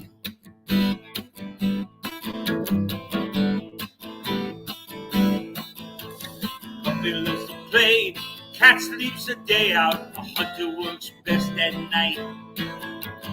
You believe in love, well I believe in sorrow. Love can make the well run dry. And if you ever dream, be prepared to defend her, for an arrow needs a steady bow. Ambition is a force you will never surrender.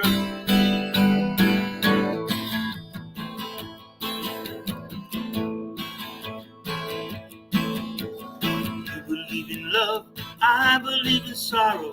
Love can make the well run dry. Too much of one and a heart grows hollow. Wisdom is a look at both sides. If you go west, bring me the mountains. If you go east, bring me the sea. If you go north, bring me the ice and snow. If you go down, go down.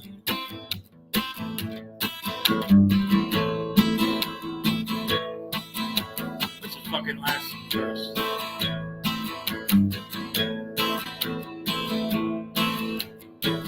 I can't remember the last verse. I haven't done this in so long. Wait.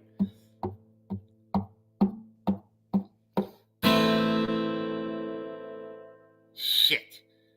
I can't remember the last verse. I haven't done this in 10 years. I was going to do it for you guys. I'll remember it, but it won't be now. That's hysterical. Well, it's who you got late at night. Dave, what are you doing, man? What's happening? Well, This you fucked up. You trusted me. That's, well, shit. You know, dude, just Yes. keep going. Fuck it. Yeah, but I mean, can't make shit up when I don't remember it. Go on, brother. Shit. Why do you I don't think know the song. Oh, I got it. A puppy loves to play, cat sleeps the day out, a hunter works best at night. You believe in love, I believe in sorrow. No, that's not right either. I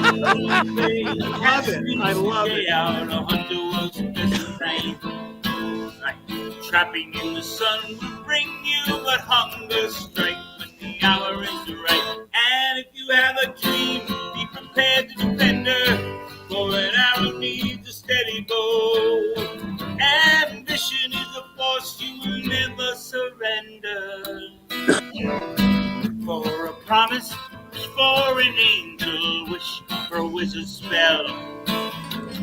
Ask of the augur, learn from the tradesmen, and you know your boundaries well. If you go west, bring me the mountain. If you go east, bring me the sea. If you go north, bring me the ice and snow. If you go down, go down. If you go west, cry to the mountain.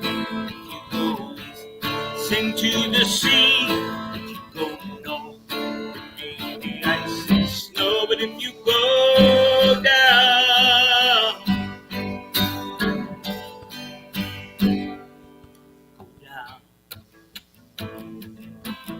go down, go down.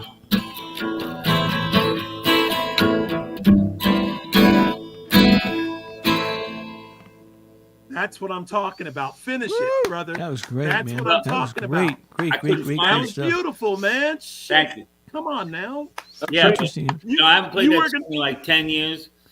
I use this. I use the Randy measurement of quality, which is you watch Randy's face, and if And if Randy likes it, I'm cool. if Randy starts to look more and more intense, but he's still looking in the same direction, but he Well, starts he's like looking right at now his- he's not intense. He's just his regular self. And he's smiling and everything. But if he gets this look on his face, like, all right, I'm getting in on this now. I'm like, was I'm good. I getting would- the Randy's always lyrics. been a big supporter of mine and me of him. And on the other hand, there are other signs which I won't point out, which are indicative that Randy is really not into this. But I'm not going to stay in any of those. I won't touch it. Yeah, It's not that's what you fair. see. I bet right in the middle of that song, Randy went, "Oh, Dave." Yeah, but That's it's just, when you I get love this it. shot. I haven't seen that shot today yet, but that's I just when saw it when Dave played. I saw That's it when Dave Randy. played. You get this shot from Randy. Sometimes you get this shot, right? Yeah, that's it. That's Oh it. yeah, that's it. That's Like, one of like, the. give Yeah, me That's this. it, Ed. That's- That's it. I wasn't going to say it, but Do it, man. yeah, that was one. I got Scheme one out more. Randy.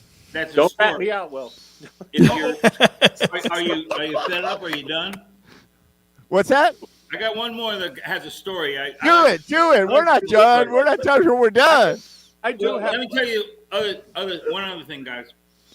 I wrote a book, right? Did Oh, I tell yeah. you this? Of course you did. Did I? I'm not sure. You started talking about it, but is it done? Yeah. When my grandson was 2, I came to the realization that he wasn't really going to know me. Yeah, you right. know? Well, And- maybe. Well, yeah, he'd Modern know medicine. he wouldn't know what we did, and we had a very unique. It's a good word. Life, and at that moment, I said, I'm going to write down all these stories because I'm a storyteller, as you guys know. Right. And so I started writing it about 5 years ago. He's 7 now, and I finished it, and I sent it to this literary agent, and he wrote back and said, "We love it. We love it." And I sent it to HarperCollins, which is like a big publishing company. Right. And this editor from HarperCollins goes, "This is great, but it's not long enough to be a book. Do you want to Right, okay. write more stories?" And I said, "No." I said, "These are for my grandchildren. I got a ton more stories, but they're all R-rated, and I'm not putting it in my grandchildren." You know? And so she got back to me and she goes, "You know what? I can't push this as a book. Now, Quantum Discovery, who are the agents, are publishing it as a book. So I can give it to my grandchildren." Right. But this woman says, every one of these stories is an episode in a Netflix series. Right. And I went, fuck. Yeah. I started reading them myself and went, every one of these, with a good screenwriter could be an episode, Right. So she said, give me 6 months. And our agent had to contact HarperCollins' agent, who had to contact the girl. And she has a 6-month contract now to sell it Wow. to Netflix Wow.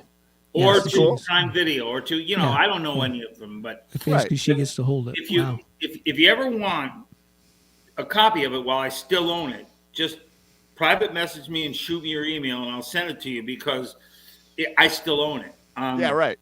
And it's going to go on Amazon and Wikipedia and a whole bunch of other things in about 3 or 4 weeks. But I'll be in St. Croix by then, so I won't That's really cool. give a shit. I'd love to read that. I'm Yeah, thinking of it's you know what? It's fascinating. I want to pre-order the R-rated one. Yeah, I that's- want I'm that thinking one I'm too. curious. That's going to be. Yeah. It's called The Journey, right? I was thinking the R-rated girl one would actually be. named it. The editor. She said, "I said it's my story." She said, "That's not good enough. How about The Journey?" I And just went, "That's fabulous," So it's called The Journey, and this is one of the this is one of the stories in it. And I haven't done this in forever either, so I hope I don't. All right, fuck go with take it away. But anyway, I was hitchhiking home from California a long time ago. Who's this? Free in a few minutes. Hold on. Let me just say, me too. Hold on. Hey, it's a woman, guys. This You is know, wait a minute. professional television here. Come Taking on. care of business, man. Hey. Do it, Dave. Let me That's just right. say, Multitask. Dave's on CNN. He's like announcing his new Netflix series, and he's like, "Hang on, I gotta take this call here." I know what the series is going to be. It's going to be called Breaking Dave, and it's going to show Dave, and he's going to have this Band-Aid on his nose, and he's going to look really angry. Yeah, that's the series. Like, that's going to be. Yeah. Never mind, doesn't matter. Breaking Anyway, Dave. one of the stories is I'm hitchhiking across country. I was really young. What year? What? When was that? I was about 18 or 19. All right. So it's 1971 or 72. But I'm hitchhiking. I'm out in like Kansas, and I'm the highways are just. If you've ever been to the Midwest, there's cornfields in the highway. So it's endless. It's endless. Yeah. And anyway, nothing was happening. And I saw a farmhouse. I saw this light on it, right? And I said, well, it's 3:00 in the morning. Nobody's coming. I'm going to go knock on the door, which was a really bad idea. But I think it's better without a pick.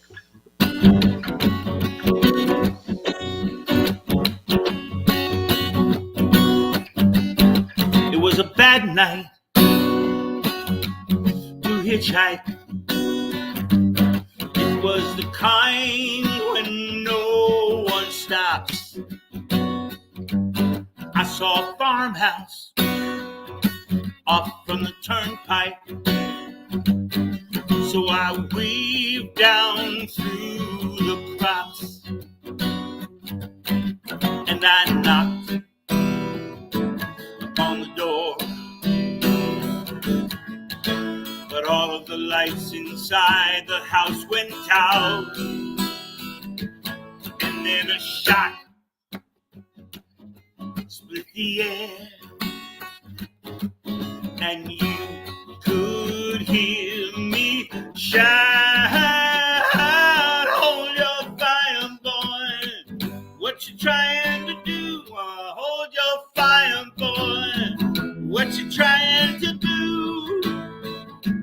How would you like that rifle sighted on you? Damn it, like that rifle sighted, like that rifle sighted on you. I haven't played this either. Hold your fire, boy, leave me be. God, you don't know how close you came to killing me.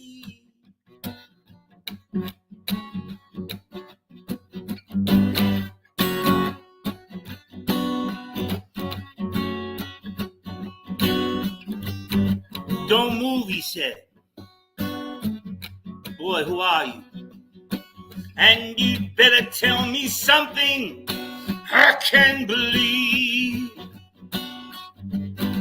I said, I can't catch up with a car, sir, but I've got nothing up my sleeve. And I walked up, shake his hand like a good friend or a brother coming from afar.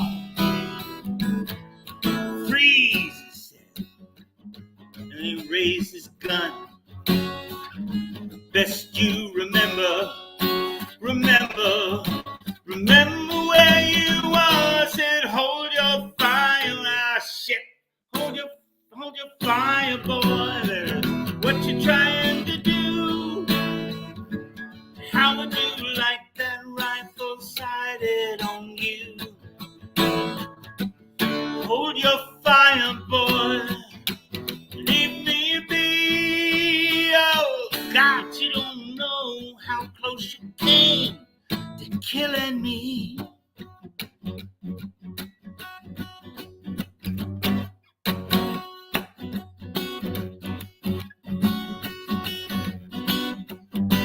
He said, you're on my land, and it's my law. Then he backed me right up to his fence. Climb, he said, and I saw no chance for talking sense.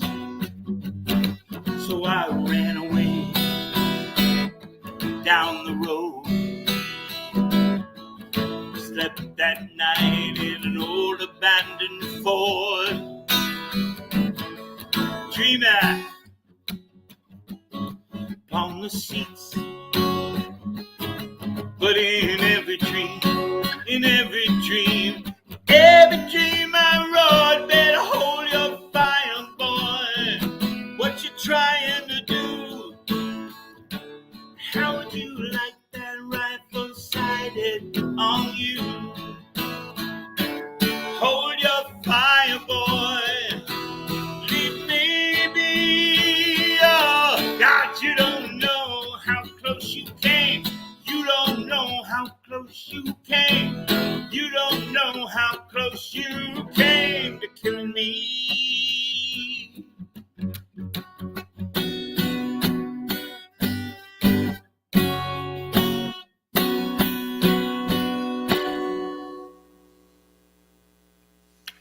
Yeah. I remember. Wow. I remember that. Brother, I'm glad he didn't shoot you. Yeah, me too. You know what I'll I'm tell you saying? Great. I'll tell you what, it's one of those moments where you're in Kansas and this guy's got, like, you know, his hat on and, you know, he's a redneck kind of guy, and he's got a shotgun. Yeah. And I'm at his front door and I'm thinking, I'm cool. And he went, no, you're not. Right. And it's one of those moments where I've always said this about St. Croix. If it doesn't feel right, it ain't right. And Right. I shouldn't have walked. I had Right. to walk like 500 yards through this cornfield to get to his house. But I had no other choice because I had no place to go. And the minute he took a shot, and I went, hey, Right. hey, Right. it's cool, it's cool, you know. And it was a learning experience, you know. Mhm. It was. Wow. I'm sorry I fucked up the Great chorus. song. No, I that's love all it. right. It's Remember a that, good yeah. That's all right. This That's is all a right. great You told place the to fuck story, up. man. I'm sorry? You told the story. Yeah, oh yeah. Yeah, you got Yeah. the story out. All you guys got to do is private message me your email, and I'll send you the story because I still own the rights. I have to sign off on, I think, Thursday of next week. where That's she very gets cool. it. Good luck with that. I hope I get to watch Hey, it. you know what? I wrote it for my grandkids, and I put it in my will already that said when they're 21, they get the story Uh-huh. because they're not going to know me, you know. And they get the three CDs that we did here in the studio at the house of all of our songs. There's like 50 songs That's that great. are the best 50, so that they'll know what me and Diane did in our lives. And to me, whether they know me or not, that's a legacy. That's more important. Yeah, yeah. You know, So so we all want to. yeah, you know, when you want to pass down, you know, my girls, my daughters hate me. You know, I mean, I'm a bitch on wheels. You know, I'm tough to them. But my grandkids, I love them. You know, and they're not going to know me. You know, the minute I realized, I said, time is really an enemy. You know, and that's when I started to write it. Dave, let me ask you a question. Yeah, Dave, let me ask yeah. you a question. You keep saying they're not going to know you. Do you not see them? I am seeing them. I'm in a war with their father, Uh-oh. Okay. and he's a bully, and he's a National Guard lieutenant, and he's a real hard ass. I'll tell you the Okay. story right now. I'm sitting there. This is like I don't know, 2 or 3 weeks ago, and one of the reasons I'm going to St. Croix early is because I need to get out of here to give them space. He's standing there. He's about 6'3". He's a musclehead kind of a guy. Can't catch a ball. You know what I mean? Not coordinated. Yeah. But he's Right. all like muscle and stuff. Right. He's muscle bound. And shit. Right. And his little boy, who's my grandson, his name's Johnny. He's like 7 years old, right? And I'm in the living room, and I don't know where Diane or Jenna or Rosie are at this point. That's my granddaughter. But he's barking at this kid, right? and he's treating him like a private in the Marines or something. And I'm sitting there because it's not my place, you know. I'm the grandfather. I'm supposed to keep my mouth shut. Those of you who know me are pretty sure I don't know how to do that. So he finally says to my grandson, he goes, all right, we're done. Get out of here. And the kid runs out into the family room. And I'm sitting there and Joe's standing there. I looked at Joe and I said, you know what, pal? I said, you're not disciplining this child. You're just scaring him. I said, in about 10 or 15 years, he's going to tell you to go fuck yourself. Mm-hmm. And he said, I'll discipline my son any way I want. I said, you know what? That's your right. I said, but I'll tell you what, the next time you do that in front of me, I'm going to stand right in front of him. And you're going to have to come through me to get to him, because I will never, ever put up with what I just heard. So I got kicked out of the house because my daughter didn't go. She goes, I don't want a divorce, Dad. You're in with, you know, Joe and you were going out. Let's give it some time. Blah, blah, blah, blah, blah. And I said, you know what, Jenna? He's a fucking bully. And she's saying, I don't want a divorce. I know he's wrong. Oh. I know, you know, and I said, okay, you know what?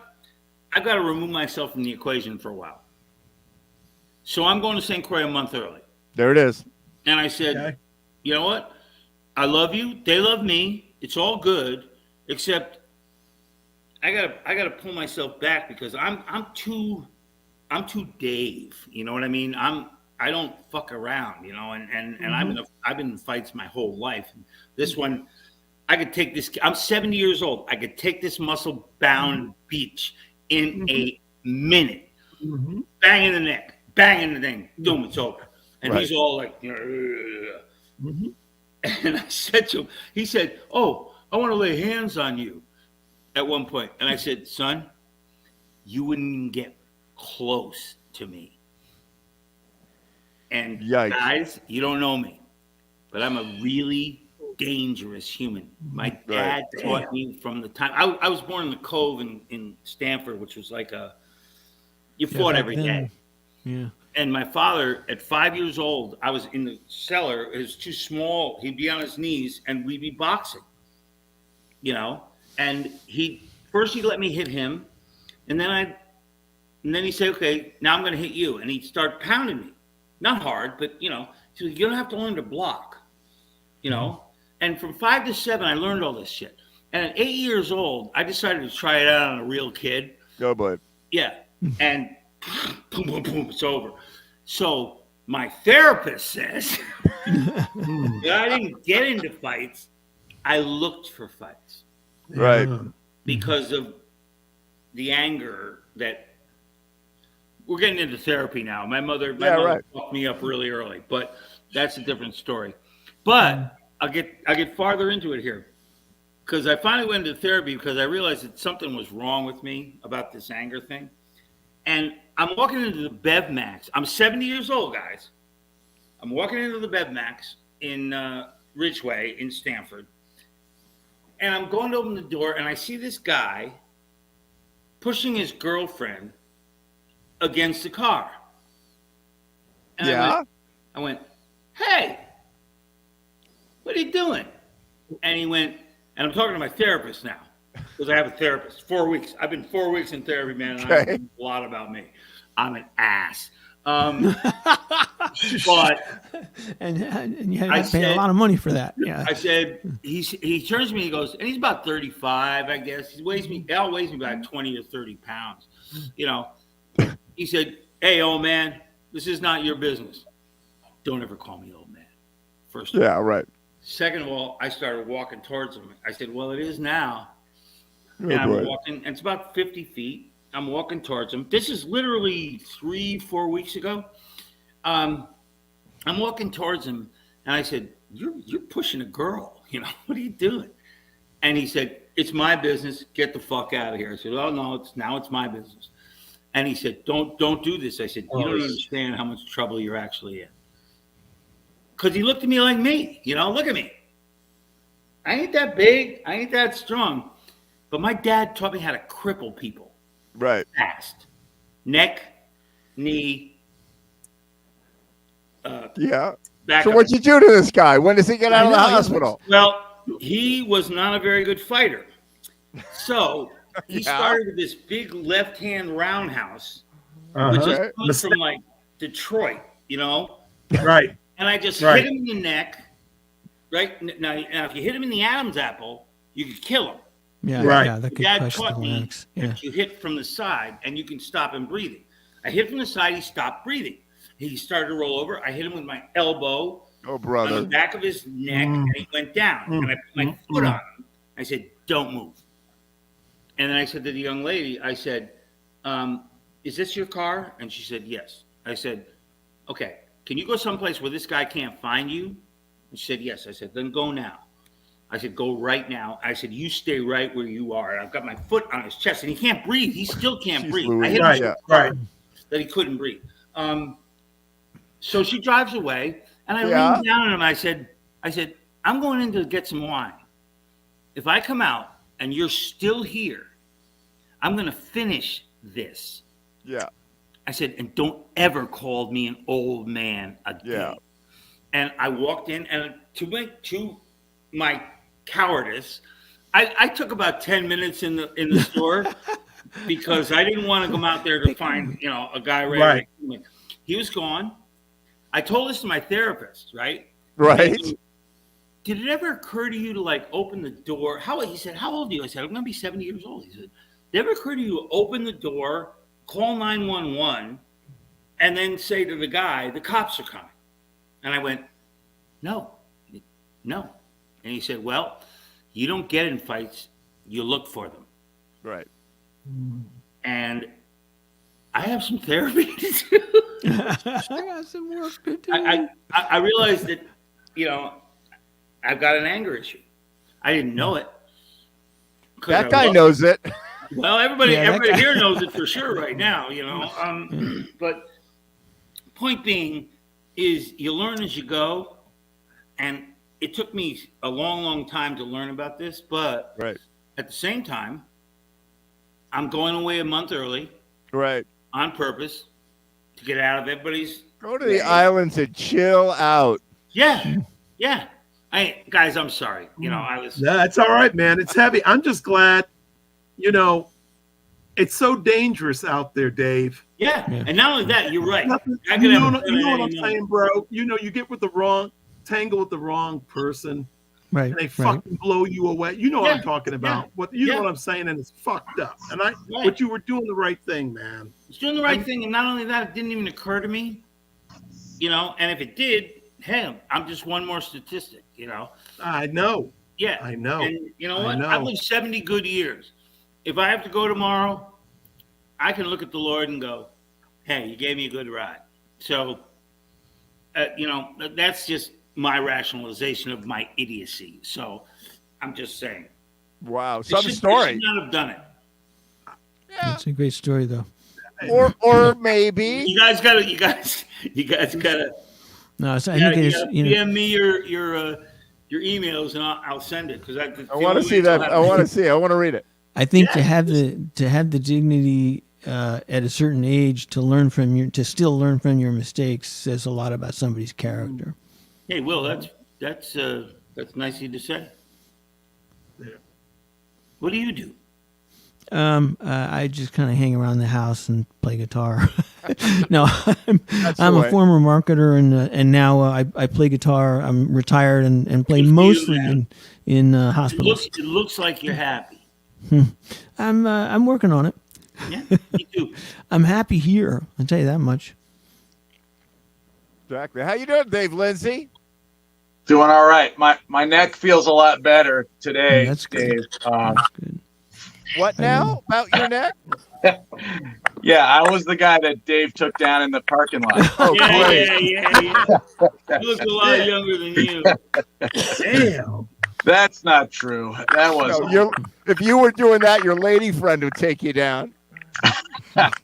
Listen, I should get out of here. Okay, I got Actually, somebody to call. I gotta go. Wait a minute. Hold up. Okay. Hold up. Dave I'll stay Lindsay. as long as you Dave guys want to Lindsay. hear my shit, but Hold No, on. hold up. Randy is Wait a minute. desperate to say something. What are you say saying, it, Randy? Say it. just a quick apology. My iPad died, and now my phone. That's is what we dying, figured. No, I thought you were just fed up with me. Hey, he's like, that fucking asshole, tell that strike out of here. Bastard. Yeah. You know, I missed the end of the story. You missed my bass solo, Dave. So we're all right. Good night, boys. Take care, Randy. Phenomenal. Somebody else will tell you, because if I say it again, these other guys are gonna go, "Hey, fuck this, it's done." Oh, He died again. Randy. Randy's blacked out. That's interesting. Yeah, I he's didn't see that gone. before. Where'd he go? Yeah, Yeah, yeah. technology. wait a minute. You got Dave Gunn like ridiculing people for not understanding video technology. Hey, You're an expert now. Dave Lindsay, are you hurting? Are you in pain? Am I in pain? Is your neck fucked up? Not well. It is. It But is. Oh, I'm sorry. it has nothing to do with Dave Gunnup. Good. No. Those things don't. Yeah, no, I'm okay. But thanks for asking, Dave. Okay. Yeah. Is it a stiff neck? I actually had like a pinched nerve in my neck. No, you Oh, really wow. did. I thought I you were really just do, kidding yeah. around. Those Yeah, really hurt. yeah. Oh, That shit. sucks. How'd you get a pinched nerve in your neck? I have no idea. He grew up. And, Shit, Yeah. man. I had a little tiny, like almost not worth mentioning motorcycle accident. Like a little tiny motorcycle accident. And it was like 90 days of a pinched nerve, and it was killing me. Yeah. So that's Yeah, no very fun. painful. This doesn't hurt. It's just like if I put my arm in certain positions, I get like a tingle all the way down from the shoulder Oh, to my fingertips. man. The older you Yeah. get, So wait a minute. Hold up. So you're unable to drum? No, You can do any I am drumming? able to drum. That's So You are Surprisingly, able to drum. listen, guys, Yeah. I gotta go. Oh, all Hey, right. Gunn, Dave. good to see you, man. Bye, Dave. All right. So Dave Lindsay, you can drum. I can, and I was I was happily surprised to find that out because I play traditional grip, so my left hand is not like this, it's like this, right? Yeah. Right. And so Wait a So minute. that- Really? I never noticed that. Wait, Dave. Wait. Stop. Hold. Yeah, can you play both ways? Hey, Dave, what? Can you play traditional and match grip? I do not. I play traditional only. You play. Okay. So what that means to me is my left hand is going to be kind of like bent in That's correct. towards me, right? And That's correct.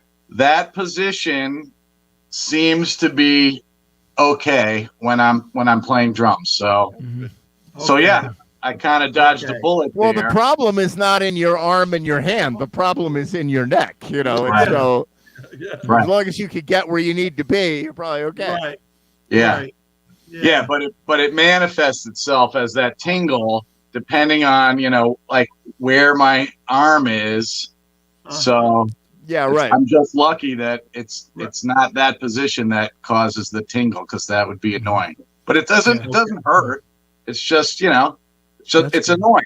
That's Oh, So- I had a really painful one where I was driving, when I would drive a car, every bump I would go over, I would feel the shooting pains. And the only way I could overcome it was to grab the headrest, and I had to drive in this position with my arm back like that, and it took Yeah. pressure off the neck. It was like, never again, but it went away, so. Yeah. Yeah.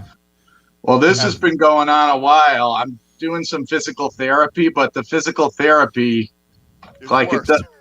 it just seems like kind of silly. Like the guy, he like stretches my neck out, and then he puts my head in this clamp, and like pumps up a ball, and it stretches my head away from my shoulders, right? Oh, And yeah. that it bullshit. feels fine, and hopefully it's actually doing Doesn't hurt, something. But I'm yeah. not. I've wanted to do that to you for years. No doubt. You're paying money for it. Put your head in a vice and pump it. Right. You're not the only one, pal. Ed is my witness, because he's heard me so many times, in instant messages go, Ed, I can't make it this week. Life is horrible. Time is my enemy and really bad for me. So I can relate. It's, I got all sorts of. I've learned a lot from physical therapy. Oh, brother.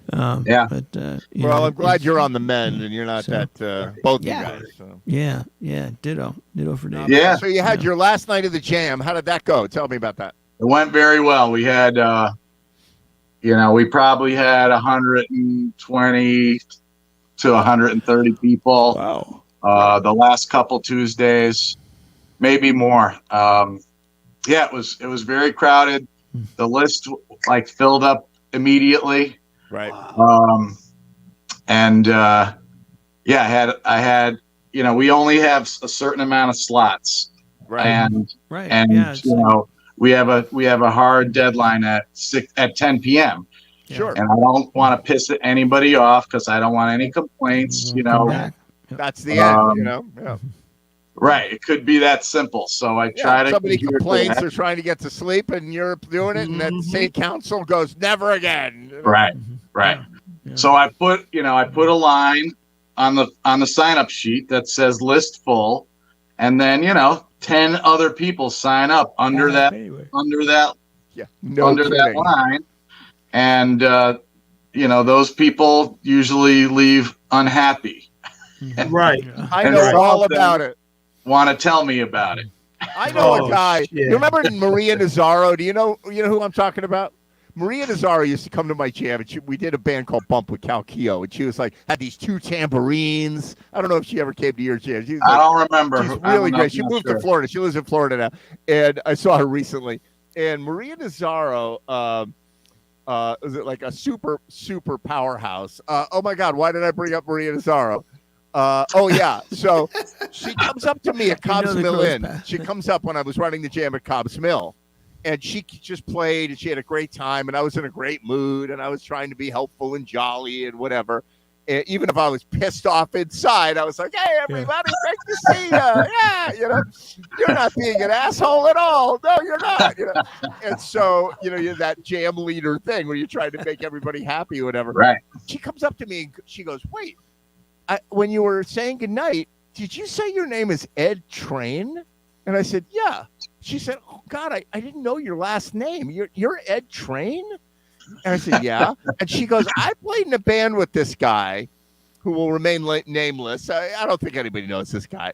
And she said, "I played in a band with this guy, and literally every day, every rehearsal, every gig for 4 years, he brought stories up about what a fucking asshole you were and what a he was crazy." And she was like, "I had no idea. You seem like an okay guy." And I was like, "Whatever." Then we started going to the diner after the gigs and hanging out. She's like, every day, because here's the backstory. I was at Georgetown Saloon. You were probably there, Dave Lindsay. Right. I was at Georgetown Saloon, and at Georgetown, you had Nancy, big Nancy, hovering over your head, you have to run the jam my way. And I was like, "Arr." Not me later. She had a list, and it was very rigid. And if somebody brought beer, you got to get them on and whatever. And this guy comes up to me and he says, "Look, I know I'm on the list, for 10:30, but my friend is here, and I don't even want to play. I just want my friend to play, but he's got to leave in 15 minutes. Yeah. Can you get him on?" And I go, "Look, I got the list, and I don't even think I'm going to try, but I don't know if I can." I said something like that, right? Yeah. And then I forgot. Right. I just literally forgot. Uh-oh. I had a couple other things going on, 50 people. 1 or banging on 2. me. Right. Right. And I forgot. And the guy left 15 minutes later. And a week later, this guy walks into the jam. And I go, "Hey, how you doing? Good to see you." And he goes, "Fuck you, Ed Train. You're a fucking asshole." And I'm like, he's just taking the piss out of me. He's just kidding, because we never had an incident. Why would we? And I went, "Hey, what's that about?" He's like, "Fuck you." He turns around. I'm like, "What now?" And then every time I saw him, he's like, "You're a fucking asshole," to my face.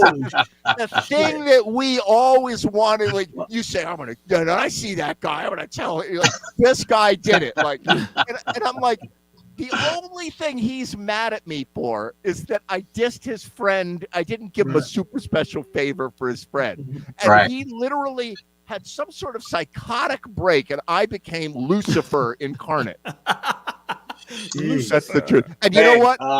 You got your haters. You got your haters. People that are like, you didn't let me play an extra song that time. You're like, what? Like, what did I do? Yeah. Tell me about it. I know all about it. I'm telling you about it. I know you know all about it. Running a jam is like, yeah. God bless you both for doing them, because I still remember you, Ed, talking about the dental experience and somebody giving you some oxy something. Oh yeah, something, like I had a root canal you go just bad. saying, okay, everybody just try to play nice, and then sitting in a chair. Oh my God, it's like it doesn't just happen on its own. Jams do not just go off smoothly on their own. They're like that truck on YouTube where it's like on the cliff, it's 3,000 feet down, and there's no railing, and the wheel is off the edge.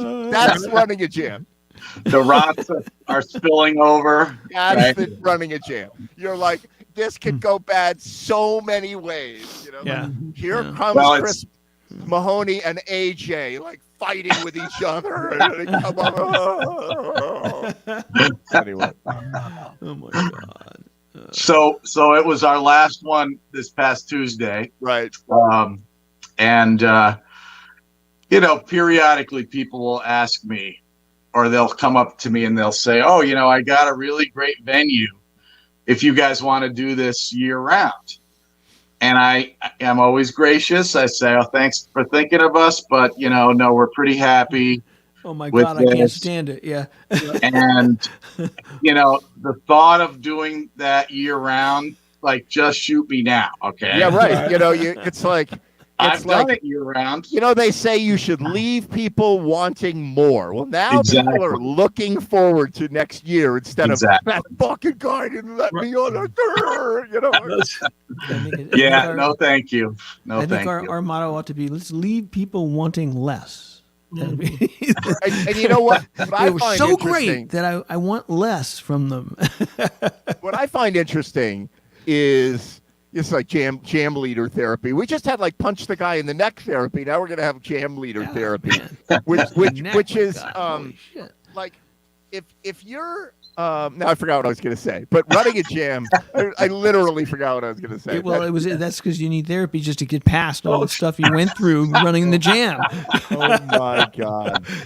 But I kind of like that's kind of why I haven't gotten back into it, because right. I know what I was going to say. I was going to say that like I used to run a Wednesday jam, an electric jam, and then I'd run a Thursday jam, acoustic, and I'd run a Friday jam, which was a showcase with an after party. I remember. It was like 2 or 3 times a week, and it was not just that, but like I was literally saying, you and you need to get a band together to play Friday in a month. When Winston will work it out with you, and then the band would start, and then that band would start playing, and they would like go out and play and whatever. And like everybody was depending on me to like make their musical life awesome, right? Yeah. But then the pandemic hit, and you would be shocked. You would be shocked of the number of people that you never hear from again. Like they just are like, well, somebody else is doing jams now. I'll go to the Land Jam or I'll go to whatever jam. And they don't really care. It's a little bit like a realization that it's like, I have the best pizza in town. I made pizza for everybody. And then you go out of business and people are like, oh, let's go to John's Best for pizza. Let's go to that one for pizza. And they totally forget you in 5 minutes. Like, what have you done for me lately? Right. Right. People used to say to me, God, if we ask Ed to play keyboards with our band, then he'll book us 3 times. And then he gets a lot of calls with his other bands and he'll give us gigs. And so like there were bands that started because, and then the minute that after the pandemic, like I'm like, God, no calls again. Right.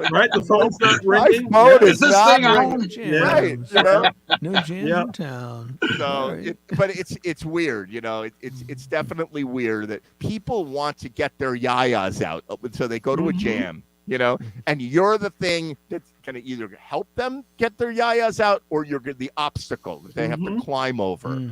And they're going to treat you that way, like to schmooze you, but now they're mad at you, but now they're going to schmooze you, Yeah, it's not easy. And, it's you don't get a lot of thanks. Like even people will like we had a lot of people get up. Beto actually rewrote a Bob Marley song as a tribute to the Tuesday night jam, and he played it on Tuesday. Okay, so obviously you get both ends of the spectrum. You get people that are very respectful and appreciative and understand the work that goes into it, right? And then on the other end, you get the people who are like, well, why'd you put me up with that guy? Or, I didn't get here to sign on to the list while there were spots available, but you didn't get me up and you suck. Right. And let me write that on your sign-up sheet for you. Right. Like somebody did 2 weeks ago. Right, exactly. Yeah. And I mean, they drink alcohol and smoke stuff. So it's like, after that, they don't even know what they're doing, Yeah. But it's fun. Yeah. This was 10 years in Freeze Park this summer. That's amazing. Congratulations. And we started this jam the year before in 2012. After meeting at Georgetown Saloon, okay, meeting, Gene Manassi, Derek, and Andrew Sell. You remember him, Ed? Yep. Mm-hmm. So that was our 4-piece when we started this jam, and so we've been going, 11 years, and I guess things run their course. I'm not throwing in the towel yet, but I'm certainly not going back to a year-round jam. That's you could never pay me enough to do that. It's a heartache. Yeah. I'm actually toying with the idea of doing a reunion jam, just like doing a one-off, like, let's do it, sometime maybe it's also between now and Christmas. It's also a good way to dip a toe in the water, sort of a little experiment to see like what happens and who does. Well, I remember we used to do New Year's Day, like it started at Cobb's Mill Inn and we did it at Bobby Q's and other places. And New Year's Day was like, there would be like 200 people there, which is insane. And I would say to the venue, like, you want to be empty and closed New Year's Day, or do you want to have this place like out the door? And they're like, there are 20 people are going to come. You're lying. I'm like, I'm not lying. And I know that if I had a reunion jam, everybody would friggin' show up. So I'm thinking about doing that. But again, the idea of a routine jam, there's also the pandemic happened and people found other things to do. They're like, oh, well, that night I have my band rehearsal, or that night I make pizzas in my outdoor oven, or that night I got together with my grandkids, or that night. So people have filled the space that this need that we all have to play, you really have to play, a musician has to play, and I do every day, but they figured out something else. They do it, they take their synthesizer out on the bridge and play a dumb song for the frogs, like me. And that brings us full circle back to 7:31. Exactly. You didn't hear that, Dave, but like today at 7:29, I'm sitting on a little bridge going over a stream near my place, overlooking the lake with frogs, as Dave Robinson noted, and I was playing a little synthesizer, playing weirdo music, whatever. And my phone goes ding, and I look at it. It's Will Baird. He's like, "Are you doing Jam TV?" And I'm like, "Holy shit!" It's 7:29. I'm like, race back to the house. Get him, Will. That's it. And Will, I almost got a hold of Will. It was a very private funny message. Is that doing? Will was like, if I'm the only one, do you still want to do the show? That was like, somebody. It ended up being a super fun show. So speaking of that, I'm going to duck out. We're all going to duck out. So Dave Lindsay, good to see you. Dave Robinson, good to see you. Yes, good to see you. Good to see you guys. Always. Will, you sounded good tonight. All right, good to see you guys. Prime rib lovers, it's time to open wide. Really. Oh my God, we're back! Holy shit! The timing was hilarious. Holy shit! I was gonna say, Dave Lindsay, man. If I fly back to Connecticut, man. I need to hook up with you too. Prime rib night, right? Yeah, let's do that. I'm talking musically. Yeah. I'm not talking food. I'm talking about you. You got a kit. You don't mind me if I play your drum set, do you? It depends. If it's at the jam, absolutely Yeah. not. Absolutely. Absolutely not. I got a Come drum on set down. too. I got 3 drum sets, so I'm good. Okay. All right, you guys. That's Very it for good. Jam That's TV it. show 158. Good to see you all. See you soon, Jam TV. All right.